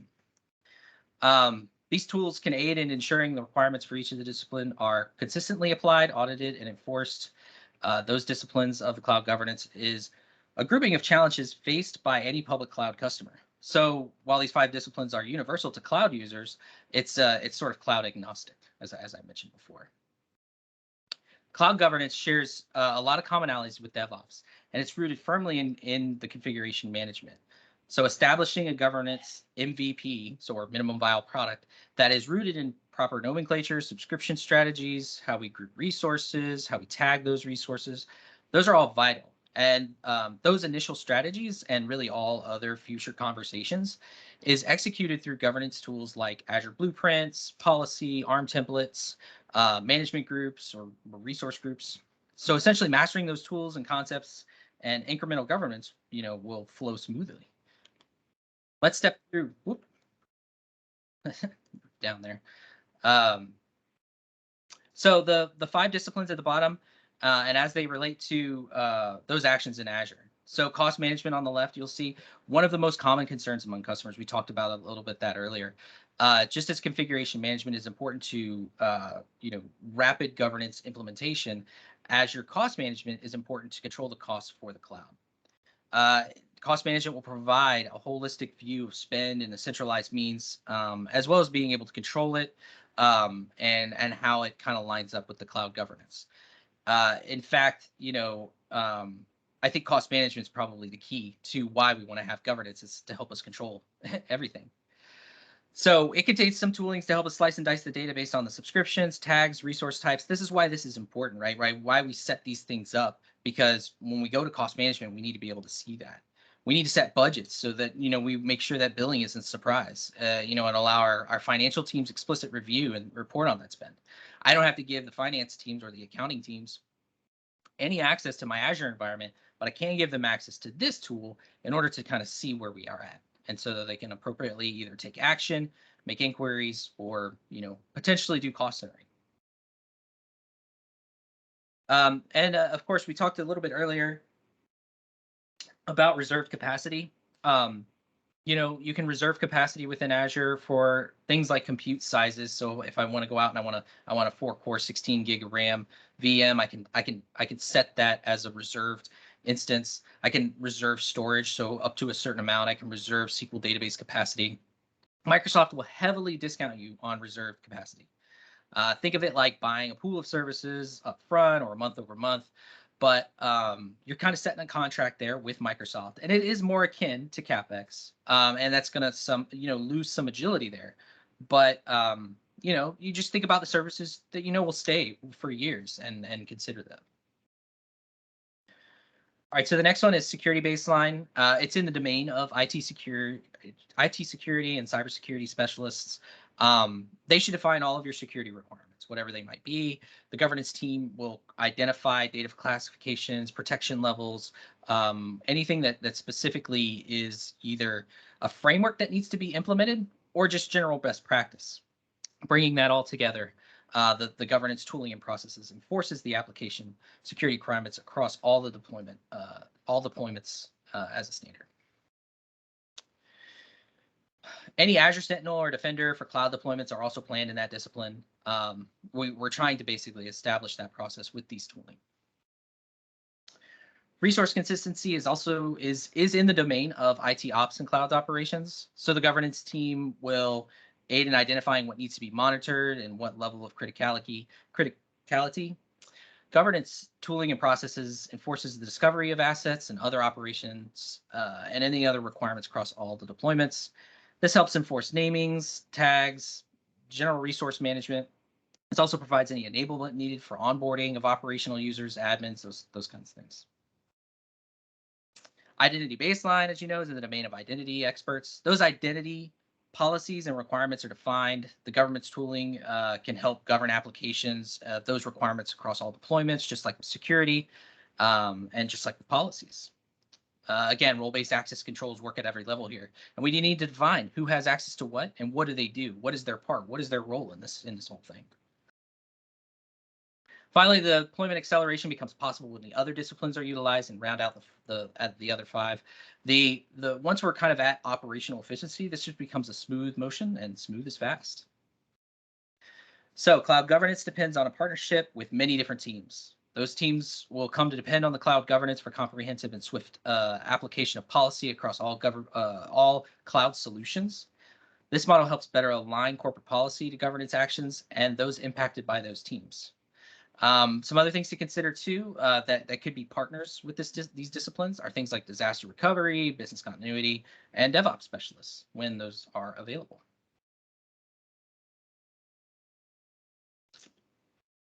So I mentioned this earlier, the governance minimum viable product. It's kind of your initial step in the right directions towards successful cloud adoption. So let's say, for example, you're working at an organization, you got sales and operations in multiple geographies. It's a global customer base. There's 3 business units. The budget is a complex matrix across business units and geographies. There's 20 privately owned data centers around the globe. You've got loosely coupled global WAN. The CIO and the COFO want to move 2 data centers and 5,000 virtual machines within the next 33 months. Overall, there's no interest in investing in cloud governance, but you, the cloud architect, want to get ready for the inevitable. What are some of the ways you can help? Things like personal identifiable information and financial transaction data need to be stored, but how would you get started? Well, using the Azure governance through initiatives and policies, PII and financial data can be audited, reported, and flagged for immediate change. You can quickly adopt the cloud knowing that the ever-running policy engine's got your back in these cases. It'll do things like halting the creation of out-of-bounds resources by calling out or calling out misconfigurations of things that have been already deployed, All of this will roll up into the entire enterprise state into kind of one pane of glass. But as anything, it all starts somewhere. So even starting small and moving to the right is a good first step towards successful cloud adoption. If you haven't started rolling that snowball today, now's the best time. So what do we use when we say Azure policy? What does that mean? Policies, they're very similar to role-based access controls, and they apply to all the same levels under those management groups. You can also configure exceptions, right? So the things that you've done that may have an exception to them, like you could apply them at those different levels specifically to resources, so that you've kind of like you can have a clean compliance state. There's over 900 policies in Azure today. I mean, you can even build your own, if you had so much time on your hands now that you've successfully adopted the cloud. But policies themselves can be simple, obvious choices, things like, no public IPs on internal networks. The Azure portal, thanks to the Azure portal for making public IPs a default option in the VM creation process, that can lead to some serious security risks. So, just simple things like that, would prevent users from accidentally opening holes in the network. Another example could be like all your virtual machines must be backed up with Azure Backup or configured for replication through Azure Site Recovery. We'll learn a little bit more about that on the resiliency side with Ed and Mike Dent. But you could again configure a policy to make sure that those things are being tracked and they're being used. You can also set a policy for resources that must have diagnostic logging enabled and send them to a centralized managed source like Azure Sentinel. Azure Sentinel is the SIEM tool in the cloud. It allows us to dashboard query, create runbooks, and those kinds of things based on the events that they receive. You can also create a policy about, on the network design, keeping a clean network design so that subnets must have network security groups, removing the dependency for those NSGs on the virtual machines themselves. This forces a good network design by dividing up the subnets by application type.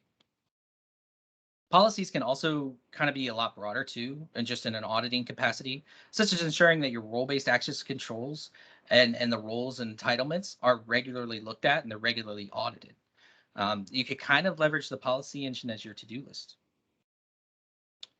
Essentially, to summarize, policies help us establish control, they proactively prevent drift, and they validate the compliance.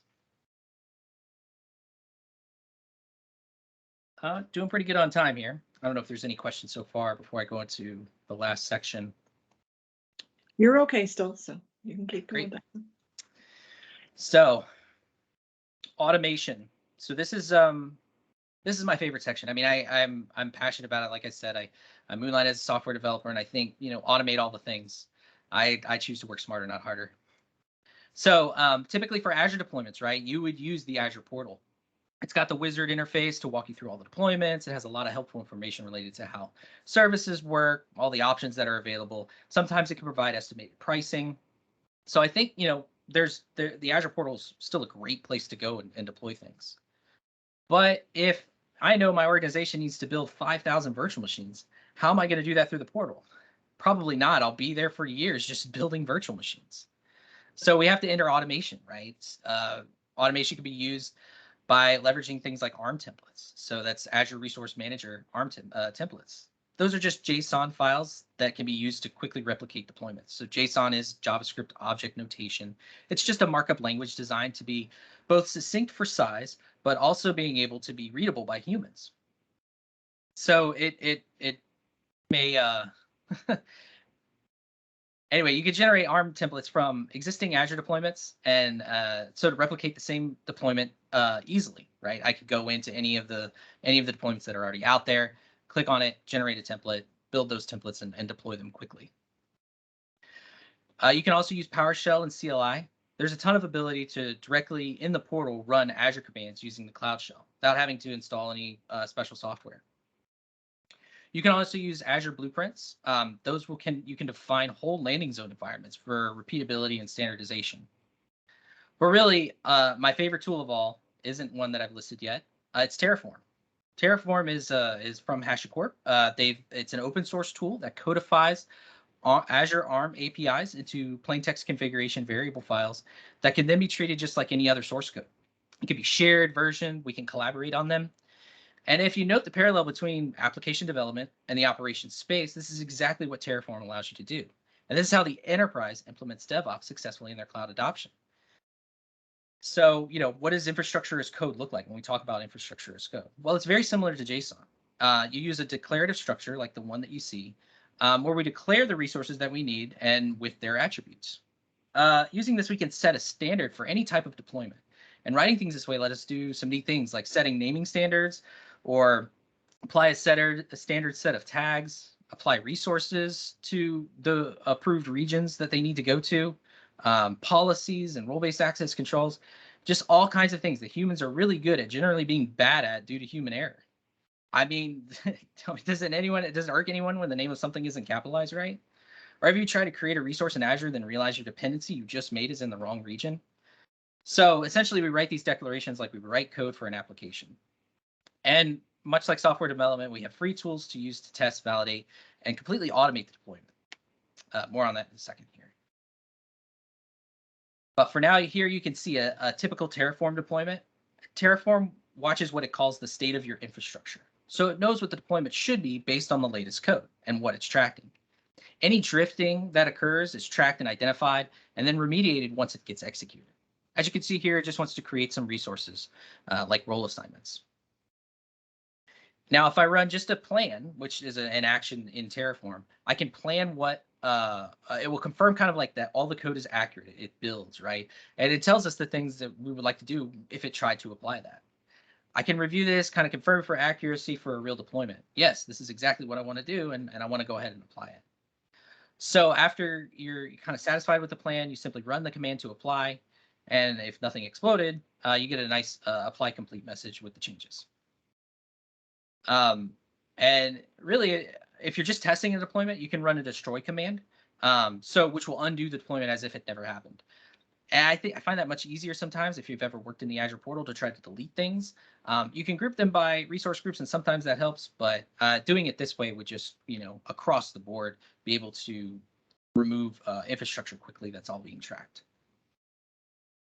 Anyway, to bring all this together, I think what's really powerful is to take the deployment practice into a tool like Azure DevOps. You can have version control with the comments for each commit, along with a continuous deployment pipeline, so that once the code is validated, a new deployment can be automatically activated. You can also use approval gates and pipelines to verify that plan too. And just in general, it's a good practice to track those changes and to have them available for a history of timeline to kind of see where we were and where we're going. So man, talk about scale. I could build 5,000 virtual machines as fast as the Azure APIs would let us. So, so how do we successfully adopt the cloud? As the Mandalorian would say, this is the way. And Dustin, I'm going to interrupt you just for a second before you close out. We do have a question from Arturo. He's asking if the Azure ARM templates are similar to Azure Blueprints service. Yeah, I would say that they are similar, very, very akin to one another. So the Azure Blueprints would be something that's a little bit more broad, right? Azure ARM templates specifically are for resources, whereas Blueprints cover all of the governance functions. So things like, the policies that I talked about. If I want to deploy management groups and subscriptions, I want to establish budgets within my cost management. All of those things can only really be done through Blueprints, and they're not done through ARM templates.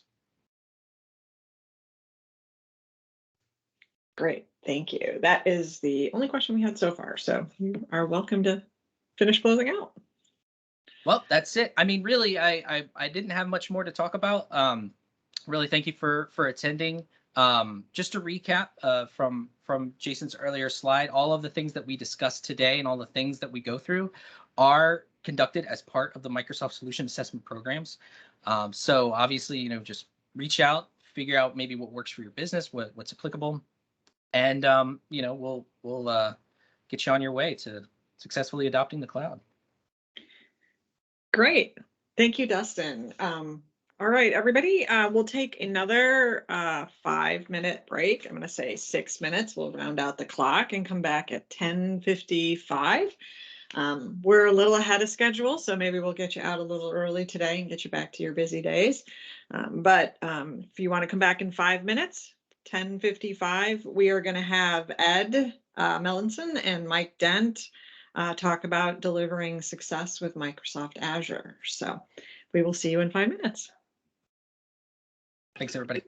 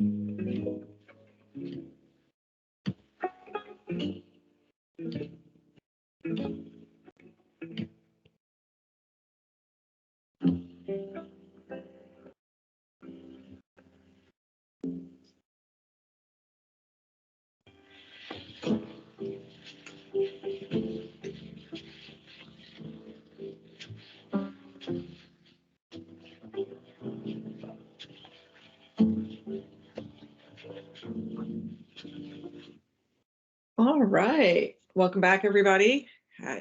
I do now feel, though, that I need to go have my lunch in a nice steakhouse with a glass of wine after all that music. Um, all right. Hopefully, I didn't put anybody to sleep in that 5-minute bathroom break. All right. Welcome, Ed Meldson, who is one of our senior cloud solution architects, and Mike Dent, who is the director of our data center architecture. They are going to be up next, where they're talking about disaster recovery, data protection, some hybrid file sharing, and a few more things. So, gentlemen, the floor is all yours. Please take it away. Great. Thank you very much, Krista.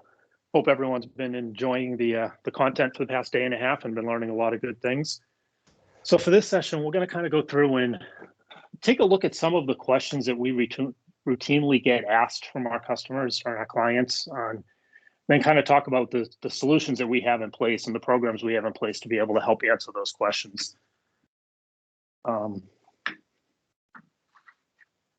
Sorry, trying to find where to change the slide.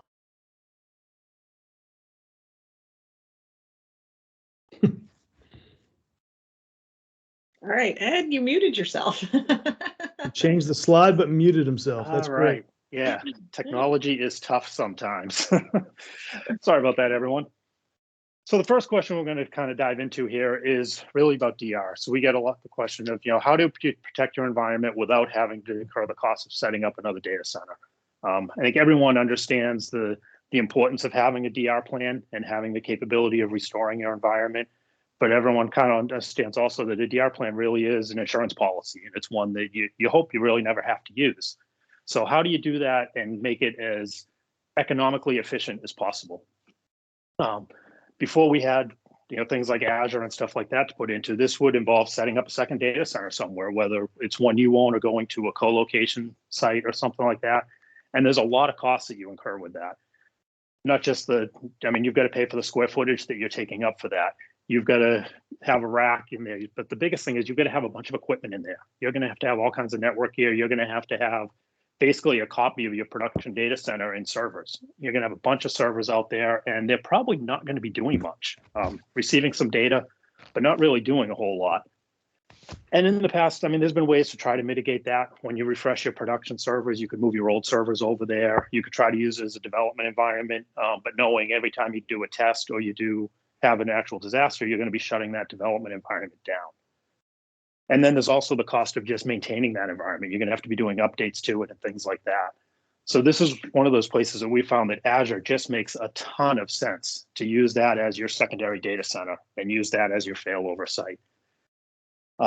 Basically, as we'll walk through this, what we would stand up in Azure to be able to support a disaster for you is we'd set up the landing zone and the things that Dustin already covered in there. You'd have your network connection up in place, so you'd have your site-to-site VPN so you can get the data to it. You'd have some storage accounts set up to store the data and the VMs that you're going to need to recover. And then on the server side, really, we'd recommend 2 domain controllers. This I can absolutely speak from experience. You do not want to try to recover a domain controller from a backup or a replicated copy that has been turned off. When I was on the customer side, before we had all these great tools, we would do our disaster recovery plan with recovering from tape. And the 2 things that would take the longest would be getting the backup solution up and running so we could actually do the restores, and then trying to get the domain restored and in a clean state. Because when you're bringing it up from a backup, you've got all kinds of issues where the domain controllers now have a new IP address. They don't like being re-IP'd. There's things in sites and services of other domain controllers that it can't talk to anymore. So trying to go through and clean that up was always really hard. So we'd recommend you keep a couple of domain controllers running up in Azure, let AD replication do the synchronization there and everything, and you're good to go from that perspective. And then there'll probably be some type of a VM that's managing the data ingest for you. And that's pretty much it. All the VMs and things that you'll need during a disaster, you'll power those up when you're doing the test or when you're doing the live failover. Let them run for however long you need to do the test, and then when you're done, they all get powered off. So you're only going to pay for that consumption while it's running. So it makes it a very cost-effective way of doing this. One of the first things we'll need to figure out when we start to put together a DR plan is what your RTO and RPO is. And for those of you who may not be familiar with those terms, RTO stands for the recovery time objective, which is basically how long can I be down while I'm recovering my second environment. So how much time can I take to get that environment up and running? RPO is a recovery point objective, and that is at what point in time do I need to be able to recover data to? Or put simply, how much data can I afford to lose? The important thing to keep in mind for these things is that is not one number for your entire environment. That's going to be on an application by application perspective. So each application is going to have different amounts, different numbers for their RTO, RPO. If it's an ERP system or like an online order taking system that has very highly transactional, is pulling in a lot of data, you're going to want those numbers to be pretty small. You don't want to be losing a lot of data out there. If it's your company website that's maybe gets updated once a month, you can probably lose a few days worth and you're not going to really be losing any data. So that's the most important part to figure out to start, because figuring that out is going to allow us to determine what technology we are going to use to be able to facilitate your disaster for you, your disaster recovery plan. Those numbers can range from 0 to a couple of weeks. If your answer is 0, I can't afford any downtime and I can't afford to lose any data, that's when we'd be looking at having to set up like a stretch network and setting up clusters, an active cluster on both sides. Most of the time when we go through and price that out, our clients realize that, maybe I can afford a little bit of downtime or a little bit of data loss on this. On the other end of the spectrum, if you're looking at, I don't need this recovered right away, or I can be down, like I said, your company website, the data doesn't change much. I can be down for a long period, or I can go back days for the recovery. In that case, doing something like just recovering from backup will probably make sense for you. Most of our clients fall somewhere in the middle of there. They fall they're not, I can't lose anything, but you don't want to go back to losing an entire day. So most of the applications fall somewhere in there. And that's when we'll be looking at a replication technology. The ones we normally use is going to be Azure Site Recovery or Zerto. Those are the ones you'll do an initial sync of all the data up there, and then they'll be basically building up journals with timestamps and point in time on when the data has changed. And can I get it right this time? Nope. There we go. So, Mike, I don't know if you want to jump in for a minute and cover some of this part of it. Yeah, absolutely, Ed. So the great lead in, and I think kind of one of the things that we've talked about here, and Dustin's laid out is right. Building Azure correctly, right, really is kind of that first building block. But leveraging then Azure with or even Microsoft ASR here really gives you that peace of mind from setting up that disaster recovery utilizing Azure, right? We're not just gonna bunker that data to Azure. So one of the things we've seen and had a great amount of success with over the last many years is leveraging Zerto replication with Azure, right? So for those that are familiar with Zerto or not familiar with Zerto, it's a very simple replication technology that's built out of the VMware world, but has since really kind of broadened its coverage across hypervisors as well as the public cloud. So being able to leverage your on-premise environment with Azure really is a simple mechanism to setting up that kind of, that virtual data center with using the cloud. So one thing with Zerto, right, is the resilience and the elimination of lock-in. It's storage and hypervisor agnostic, meaning, a lot of times with our replication strategy, we've either had to have matching hypervisors, matching storage arrays. Zerto eliminates that, right? I can have an on-premise storage array, say from Pure Storage, and I can use Azure for my replicated target for Zerto.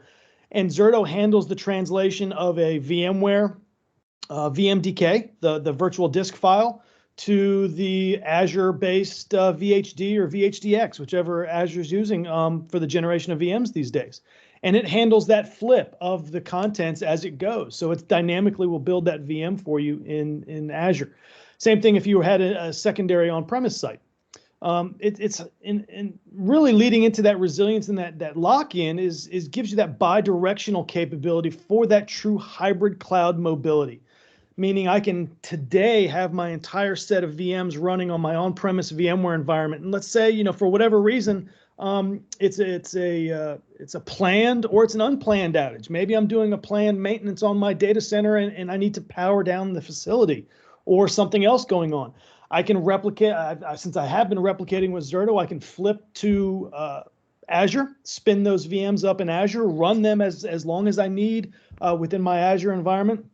And whenever that maintenance is done, or whether it's planned or unplanned, I can push a single button and have all my VMs come back down to my on-premise environment. And again, Zerto is handling that translation of the disk format and the VMs and the automation of those VMs between environments. So I have that mobility of all of my VMs or a select few of my VMs to provide me that true disaster recovery resilience between those environments. The beautiful thing about Zerto really is it's a single platform, very low overhead, very simple to deploy. In many cases, our knowledge transfer for Zerto, I like to say it's about 45 to 50 minutes, right, to get you from zero to managing your environment. So that's a huge benefit as we look at these solutions, that we don't need to put in complex solutions for a disaster recovery solution. It's simple. It gets you going immediately, right? The granularity of Zerto is amazing as well. Think of, I don't know if anybody out there still uses a TiVo, right? Everybody has DVR these days pretty much, but it allows you to rewind and recover very granular to a point in time, right? So if I know, ransomware is a big one, or just, corruption is another one, where if I needed to fail over to a very specific point in time, I can just rewind just a little bit. If I needed to recover files, I can rewind just a little bit, allowing me to take those VMs, fail them from my on-premise to Azure back to a point in time, or fail back on-prem to a very specific point in time. So some granularity there that really allows you to dial in that replication and that disaster recovery kind of capability. The one-to-many facility of Zerto, and I realize I've got a typo there. The one-to-many facility of Zerto allows you to really facilitate that DR strategy that meets your needs for your environment. And on the next slide, we'll see kind of how this plays out.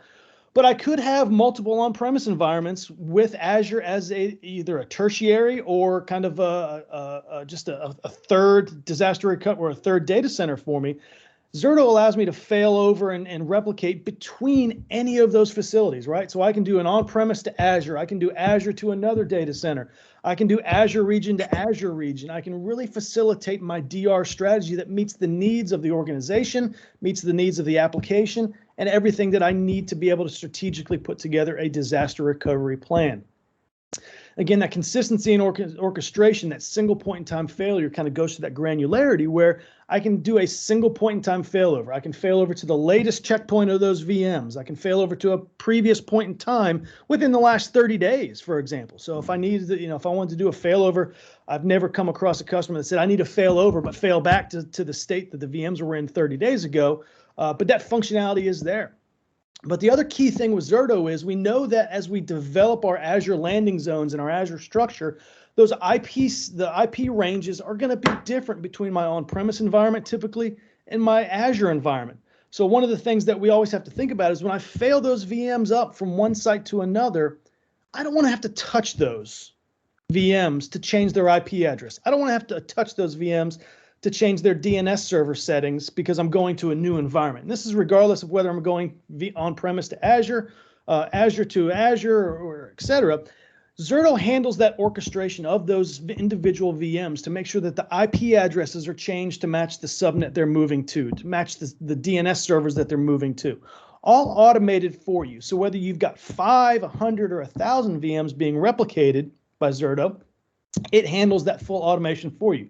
So you can imagine if you've got 100 VMs and you fail over, if you had to touch all 100 of those VMs at a point in time to change their IP address, that is a maintenance overhead that defeats the purpose of having a disaster recovery plan. So Zerto handles that automation entirely for you. And then finally with Zerto and Azure, it gives you that peace of mind of non-disruptive testing, right? We always kind of look at this from a disaster recovery plan that says, how often am I testing this? And really, how often am I getting value of those tests, right?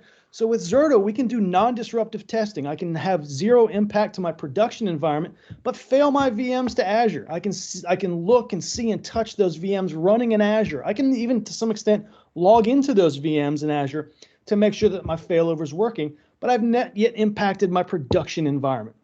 which is a beautiful thing when I can say every month I'm going to do a failover, non-disruptive test to Azure, see all my VMs, make sure that Zerto's replicating those correctly. And then at the push of a button, I destroy that, and I've done nothing to impact my primary production running VMs. So very simple approach, but very powerful in allowing you to have that mobility across whatever DR needs you have, whether it's on-premise or within Azure. Ed, let's go ahead and jump to the next slide that kind of gives a layout of what this really looks like from the perspective of Zerto. So we've got on the left side our data center, right? And Zerto's a very simple approach. Like I said, very simple deployment. It's one Windows VM that we need to have in our data center environment and one Windows VM that will deploy in our Azure region or multiple Azure regions, as in this case where we have a one-to-many replication.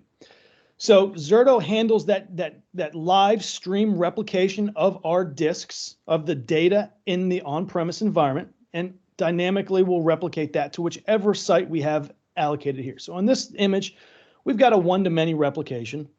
So Zerto is going to replicate anything that happens on those running VMs from our data center up to our two Azure regions, right? And that will give us the ability to have a planned or unplanned failover event with Zerto at the push of a button to be able to spin those VMs up in Azure, run them, utilize them. The beauty here as well is if it's a planned failover, Zerto's automatically going to re-replicate that data back on-prem for you. So once you're ready to fail back, push of a button again, those VMs move back on-prem. So you can easily ping pong back and forth as needed between these two facilities or one or more facilities with Zerto. So a very, very simple approach to being able to have a very strategic, resilient DR plan. Back to you, Ed. Yeah, great. Thanks, Mike. And yeah, you're definitely right with Zerto. Once you have the VPGs and all the different protection groups and everything configured and going, Zerto really does make it the easy button. So we do have an offering around this that we have worked with many customers on. Probably the nicest thing about this is since we are going to be leveraging Azure is we can receive Microsoft funding to do this. So in most cases, this is a no cost or low cost option for our customers to come in and get basically a production ready proof of concept. So the way we break it down is we'd come in, we would do that discovery up front. Like we talked about, we would figure out what the RPOs and the RTOs are, what your compliance requirements are, really understand the business objectives around a disaster event, understand what your current state is, and really put together that plan. Part of that would also be determining which VMs are going to be included in the test. Because again, this would be we wouldn't be doing the entire production environment in this, we'd be doing a test of it to show you how, but Azure would be set up and configured to be ready for production. Once we get all that squared away, we would go ahead and move into the enablement piece where that's where we would do a cloud workshop, make sure you understand what Azure is, how it works. These are some of the things that Dustin and Jason talked about earlier. We'd build out that design, we'd get Azure up and running, we'd get the landing space created, all that type of stuff. We'd get Zerto set up for the number, probably usually between 5 and 10 VMs we'll do. It could be ASR also. ASR is Microsoft's Azure Site Recovery, works very similar to Zerto. We'd get that set up. We would do a test failover so you can see how it all works. And then the big part about it is we'd actually provide a cost analysis for you. So we would put together, this is what it would cost to be replicating the data to Azure. This is what it would cost when you're running it for a test, depending on if that test would be a day long, a week long, et cetera. So you'd have a pretty good idea going into this on what all the costs of this are going to be. And then as we wrap up all of our projects, we'd have a knowledge transfer session. We'd provide the documentation and things like that around it. The other piece that we can add to this that we've been doing for some customers, which is kind of outside of this a little bit, is kind of a consultative service around this. This piece here is all the technical pieces on how to get the data replicated, how to fail over, do all that type of stuff. But DR is a much bigger piece than that, and it really has a lot of impacts with the business and things like that. So we've come in as consultants and helped meeting with the IT group and the business groups, and we'll help build out the rest of that DR plan for you. Things like a decision tree around what will be a disaster. You know, is it if I lose power at the data center for an hour, does that constitute a disaster? Or does it have to be over 6 hours? Or does it have to be multiple days before we go through and do the failover? So we'll help go through the different scenarios and build out a decision tree so you guys anything that pops up in the future, you'll already have it planned out on exactly, yes, this is a disaster. No, it's not a disaster. This is what we're going to be doing. We'd help you build out a call tree. How, who's going to be doing what, who's going to be notifying who has the authority to declare a disaster. So there's a lot of things like that on the business side that need to be accounted for. And we can come in and help guide you through all those decisions and document all those decisions for you. So you have a complete run book of not just the technical side, but also the business side of it. So I don't know, Mike, if you had anything else you wanted to add on that, or if we should move on. No, one thing I'd touch on for those that aren't familiar with Zerto is one of the benefits of Zerto as well is how it's priced and structured, right? Is you pay based on the number of VMs you're going to protect, right? So it's not a blanket, I need to buy everything for the number of hosts I've got. If I have 20 VMs specifically that I want to protect, I only need to license Zerto for those 20 VMs. So it's a very simple approach to the product of how you can easily bring it on board. And again, once you've got your on-premise and Azure connectivity established, implementing Zerto it's a very simple process that gets you going pretty quick. So very powerful, and like I said, simple tool. Great, thanks, Mike. So the next question we get a lot is my DR plan enough to protect me from ransomware? Or basically, do I still need to do backups? I think both agree that yes, you absolutely still need to do backups. A DR plan is great, but it's not going to protect you from everything. You'll still need backups for things like if someone loses a file and wants that restored, you don't really want to be declaring a disaster and restoring entire environments to pull a file back. If you want to get a copy of a database to move it from production to a dev test environment, you'll want to be able to do that through backups. But the biggest thing really is immutability. The disaster recovery plan is not going to really protect you from immutability, especially if you're doing just replication, because you've replicated that ransomware up to your disaster site. So if if they hit your production site, they're going to have your disaster site too. And I know the Department of Homeland Security just released something the other day that they said ransomware attacks are up 300% over last year.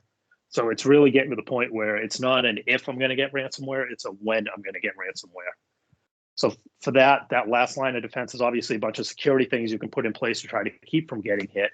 But that last line of defense is really going to be having a good, solid backup solution. A lot of the solutions out there, we'll talk about air-gapped solutions, which basically means your backups are kept completely on a separate network from any of your production stuff. So if your production network gets compromised, the backup network hasn't been compromised and you should be good. The only concern I have around those is that they work, that it's a good solution, but you're really relying on the network design to keep that part of the network isolated. And I'm sure everyone can attest has gone through an issue where all of a sudden an issue pops up on the network and someone put in the wrong rule in the network and they didn't think it was going to affect something and it did.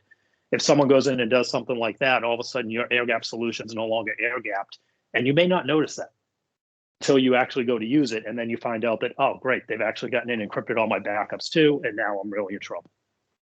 So we look at for backup solutions are ones that are immutable, which basically means once that data is written to that backup, it cannot be touched. It can't be encrypted. Nothing can happen to that data. It's completely encapsulated and cannot be changed by anyone. The two that we work with are Cohesity and Rubric. Both have backups that are mutable by default. They both basically created their own file system, so it's not sitting on like a Windows file system or a Linux file system that allows for some openings in there to get in and corrupt that data on you. The cloud backup assessment we'll get to in a second. Mike, anything you would like to add to that? Yeah, I think you touched on kind of the air gap conversation is a very interesting one, and from that perspective, air gap has worked well for years. The problem we've always had with air gap and really around the air gap backup space is, when something happens, ransomware corruption, you don't always have the flexibility, right, of having a long cycle time to restore. I can think of one customer that had an air gap solution, and to be able to restore VMs based on the design, to restore a handful of VMs took them 3 or 4 hours because of the air gap nature and how they had to pull from the air gapped appliance back into their environment. It was a very cumbersome process. right? So the air gapped idea is one that's good, but I think there's a lot that goes past the air gap that you have to think about of restorability, right? So kind of that next bullet point there under immutability that we've got, Ed, is that archival and restore, right? Is how fast can you get that data back if you need to, whether that's a long-term retention that we're using Azure as a long-term retention of that data, of those backups, or or is it something along with Azure where it's more of a disaster recovery, where I've lost my on-premise environment, where I don't have some place to be able to restore my VMs or my data to. So being able to quickly restore VMs to Azure with a single click, right? So from the archival and restore kind of mindset is, it's about speed. It's about speed and efficiency with being able to get that data back, whether that's restored back on premise or whether that's restored into Azure. So leveraging solutions that allow me to twofold: one, provide immutability as I need to from my backups, to know that once I've got that backup, it's nobody's going to touch it. But the flip side to that is, in a scenario where I need to be able to restore that backup, I've got to be able to do it fast. And that's whether that's, again, from an on-premise environment to Azure, or whether that's to be able to take that backup I've got inside Azure and restore to Azure virtual machines or that data elsewhere. That's key and critical, right? So as we look at kind of some of these scenarios, the speed and efficiency of getting that data back is imperative, right? So immutability is a key feature, right? We've got to have it. It's like you touched on it. With ransomware, it's not if but when. Immutability plays there, but it's also the restorability and that speed of which I can do that. So as the solutions that we've talked about, both Rubric and Cohesity, right? Give us that immutability, give us that archive and restore. Again, instant mass restore on-prem or instant restore to VMs in Azure. But it also gives you that single pane of glass. So when I'm looking at something, when I'm looking for a backup that I can restore, I don't care whether it's in my on-premise environment or whether it's been archived out to Azure from a long-term perspective. I can, from a single pane of glass, see where that data that I care about is, and then immediately kick off the restore from that.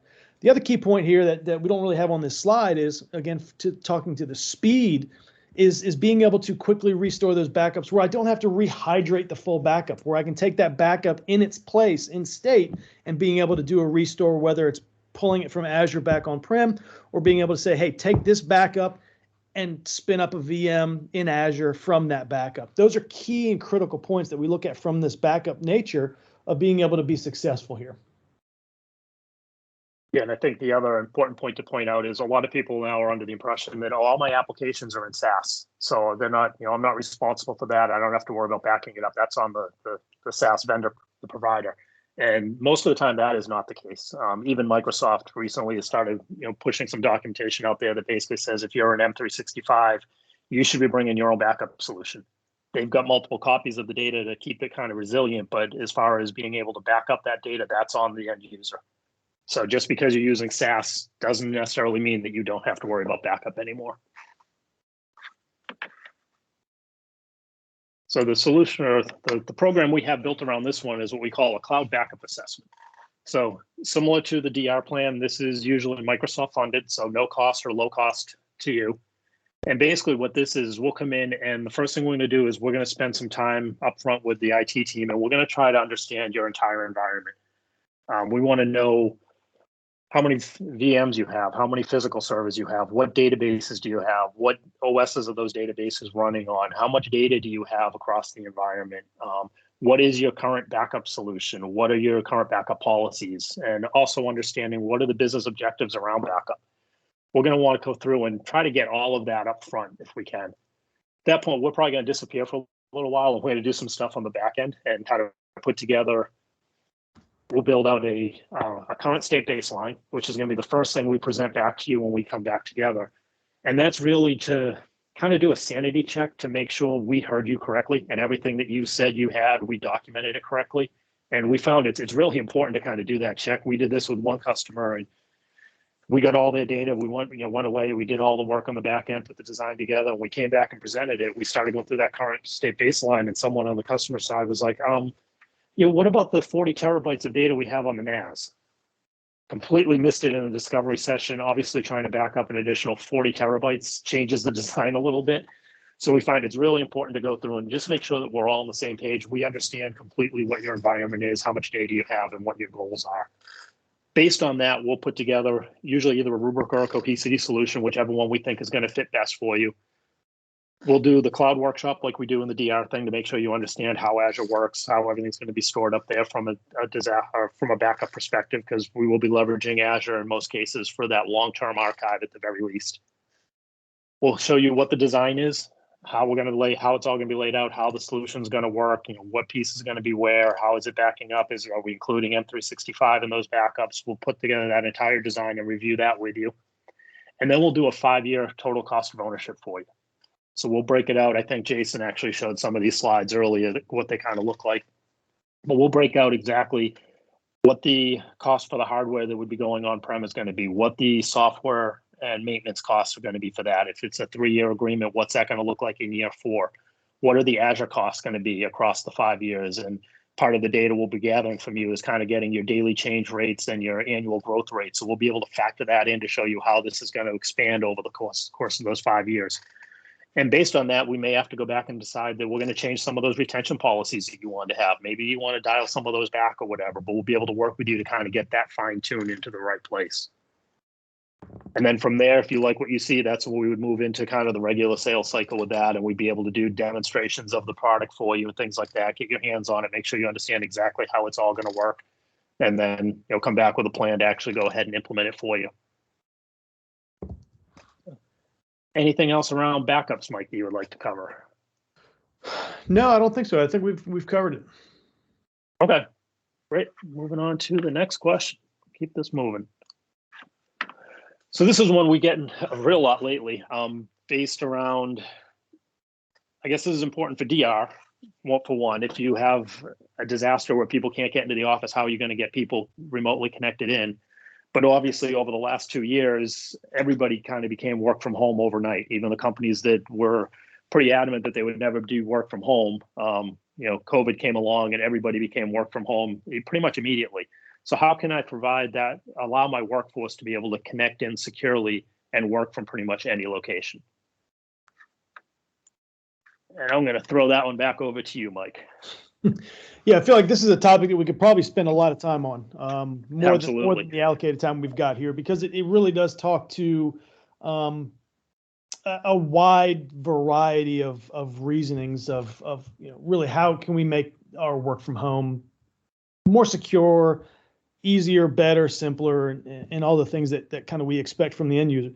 When we talk about that end user computing, work from home, work from anywhere, whatever we want to call it, it's always the critical nature there is it's all about the end user, not the infrastructure, not the solution, not how many desktops we can necessarily scale, right? It's all about the end user and making sure that the end user experience is key. If we don't care about the end user experience, then we really don't have a need or a business to be in the end user computing world, right? Let's just go back to desktops or laptops and move on. So really, as we look kind of over the last couple of years, where have people been successful and where have they not, right? If we go back 2+ years ago now, pre-COVID, right? This wasn't really a mindset of how can I quickly and easily scale necessarily my VDI environment in whether it's a disaster recovery situation, whether it's just a scalability situation, right? It was costly to scale, so it was tough for people to budget. How do I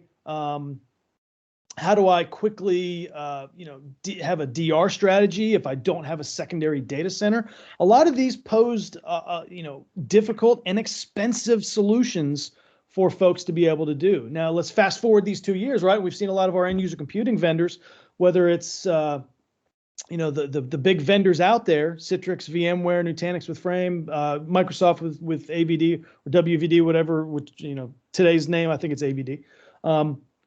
They've really kind of taken that mindset of let's make this simple for end users. Let's make it simple for organizations to quickly scale regardless of location. So when we look at this, how do I enable my workforce to be able to work from anywhere, right? And by anywhere, what we're deeming is whether that's within my secure environment, whether that's I've had to shift everybody home, whether that's a contractor situation.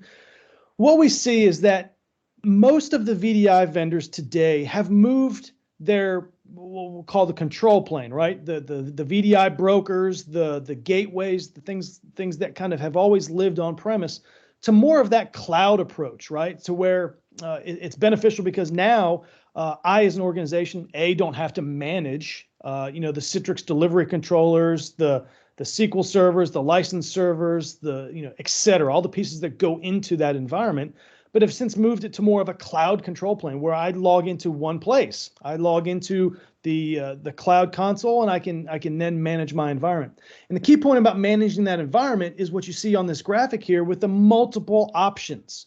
And by multiple options, what we're looking at here is where are my desktops going to run? Where are my workloads going to run, right? So in the case of Citrix, what we'll see is that from a simple perspective, I'm going to start with probably my on-site data center infrastructure, right? Probably I might be a legacy customer where I've got my on-premise environment, I've got my infrastructure with my delivery controllers, my NetScaler, my ADCs, my licenses, everything on-prem. But I want to quickly expand that, right? Now, whether that's to multiple data centers or multiple public cloud options, historically, that would have been a difficult kind of expansion, right? But with Citrix Cloud and the newer cloud-enabled VDI solutions, being able to move the stack up into a cloud mechanism now allows me to basically say, here's where my workloads are going to run. I'm going to drop my cloud connectors, and that's kind of a term that's common across the VDI vendors from a cloud perspective. And that cloud connector is what's going to talk back to the cloud control plane, the management side of the hybrid cloud VDI solution, and then allow me to have workloads running anywhere I want that to be. So I could have, as you see in the graphic here, Azure East and Azure West. I can have my desktops running within those environments that are closest to the user, closest to the resources they need, or I can have multiple data center options, right? So this allows me to really easily scale that out quickly. If I need, in the case of, say a merger and acquisition, and we've got a new environment that we've just acquired that's on the West Coast, and we're an East Coast organization. With Citrix Cloud, I can easily basically say, you know what, let's deploy some workloads, some VMs, desktops into Azure West, give those users a connection. But the beauty is they don't need to know exactly where they're connecting to. They're going to connect to a single pane of glass, a single entity, a single URL even. And when they log in, they will have their options of available desktops. They don't know where those desktops necessarily are going to be running, right? So from a simplicity perspective, I give my users a single place to go. I also then give them the ability to launch the workloads or the desktops where they need to be, right, closest to them. So again, a very simple approach for getting that workload out for the end users, right? Again, keeping the data and the workloads closest to the end user, keeping their experience happy. So as we've seen this kind of evolution over the last couple of years, again, it took from the administration perspective. Now I'm not managing the components. The only thing I'm managing of my environment now are my desktops, are my applications. I get back to that rather than doing monthly, quarterly patching of the infrastructure components required. Beauty here as well is when I need to scale, whether I'm a seasonal business, whether it's a merger and acquisition, or whether I'm just going through growth and I need more infrastructure. I don't have to spin up more in my on-premise environment, buy more hardware, buy more storage, buy more components that go into that. I can quickly and easily say, you know what, I'm just going to burst up to Azure East and have my available desktops there. Push of a button, I have desktops deployed. So a very simple process to be able to scale quickly. But at the same time, we are still providing a secure connectivity to those desktops. The data still lives in the data center, and I can still control exfiltration of data by what I allow into and out of the sessions, whether I can print, whether I can copy and paste, etc., regardless of that end user location. So because it's cloud-based, management becomes easier to some extent, yes, but now I've got the ability to focus back on the end user, on the application, and on the desktops. So hopefully that makes sense where the evolution of that VDI and that hybrid cloud architecture has led us to providing that simple scalability across the board. And we're seeing this again from the main VDI vendors that are out there today. Again, we've been from the eGroup perspective, we've been a Citrix shop back to the early 2000s when we were formed. And so that's been kind of a core key competency for us, but seeing the evolution of how Citrix has really smartly changed their mindset of being that on-premise focused to being that hybrid cloud focused, really eliminating any lock-in of a specific data center option is really that next step for them. So this has been a great kind of concept for end users, being able to simplify their enterprise and their infrastructure to quickly and easily scale. Great, thanks, Mike. And as similar with the backup and the DR, we've got a program put together for this also. Again, including Microsoft funding. This would be a production-ready proof of concept like the others. Kind of follow the same thing. We would meet with you up front, figure out exactly what your workloads are, what you're looking to accomplish, what the end user environment looks like, what devices they're using, how they would be connecting in. Go through to an Azure Cloud workshop so you understand how all that works. Put together the design, create the Azure subscription, the landing zone, set up the networking, and stand up a maybe something for 5 to 10 users to go ahead and test with, so you can get the idea of how it's working. We deploy a couple of applications in there, show you how to do additional applications so you can get hands-on with it. If you like what you see, then it's just a matter of scaling it to the rest of the users and adding whatever other applications you have in there. Nice thing, even in Azure, there are GPU-ready instances. So if you have a lot of heavy graphics use or something like that, we can accommodate all of that in there also. So it looks like most of the questions have been answered as I saw them going through. If you have any other additional questions, please feel free to put them in. Unfortunately, I don't have a cool way to wrap this up like Dustin did and quote The Mandalorian. So appreciate everyone's time here today. And Mike, I don't know if there was anything else you wanted to add at the end. No, I think these are, as we've gone through these 3 topics, right? The resilience, the recovery, and productivity, right? The key tenet and the kind of the cornerstone to a lot of these, I think, has been the simplicity of each of these approaches, right? Resilience with Zerto, single button, fail over, fail back. Same thing with IT recovery with both Cohesity and Rubrik. Giving you kind of multiple ways to provide immutability, but also immediate recovery from your data.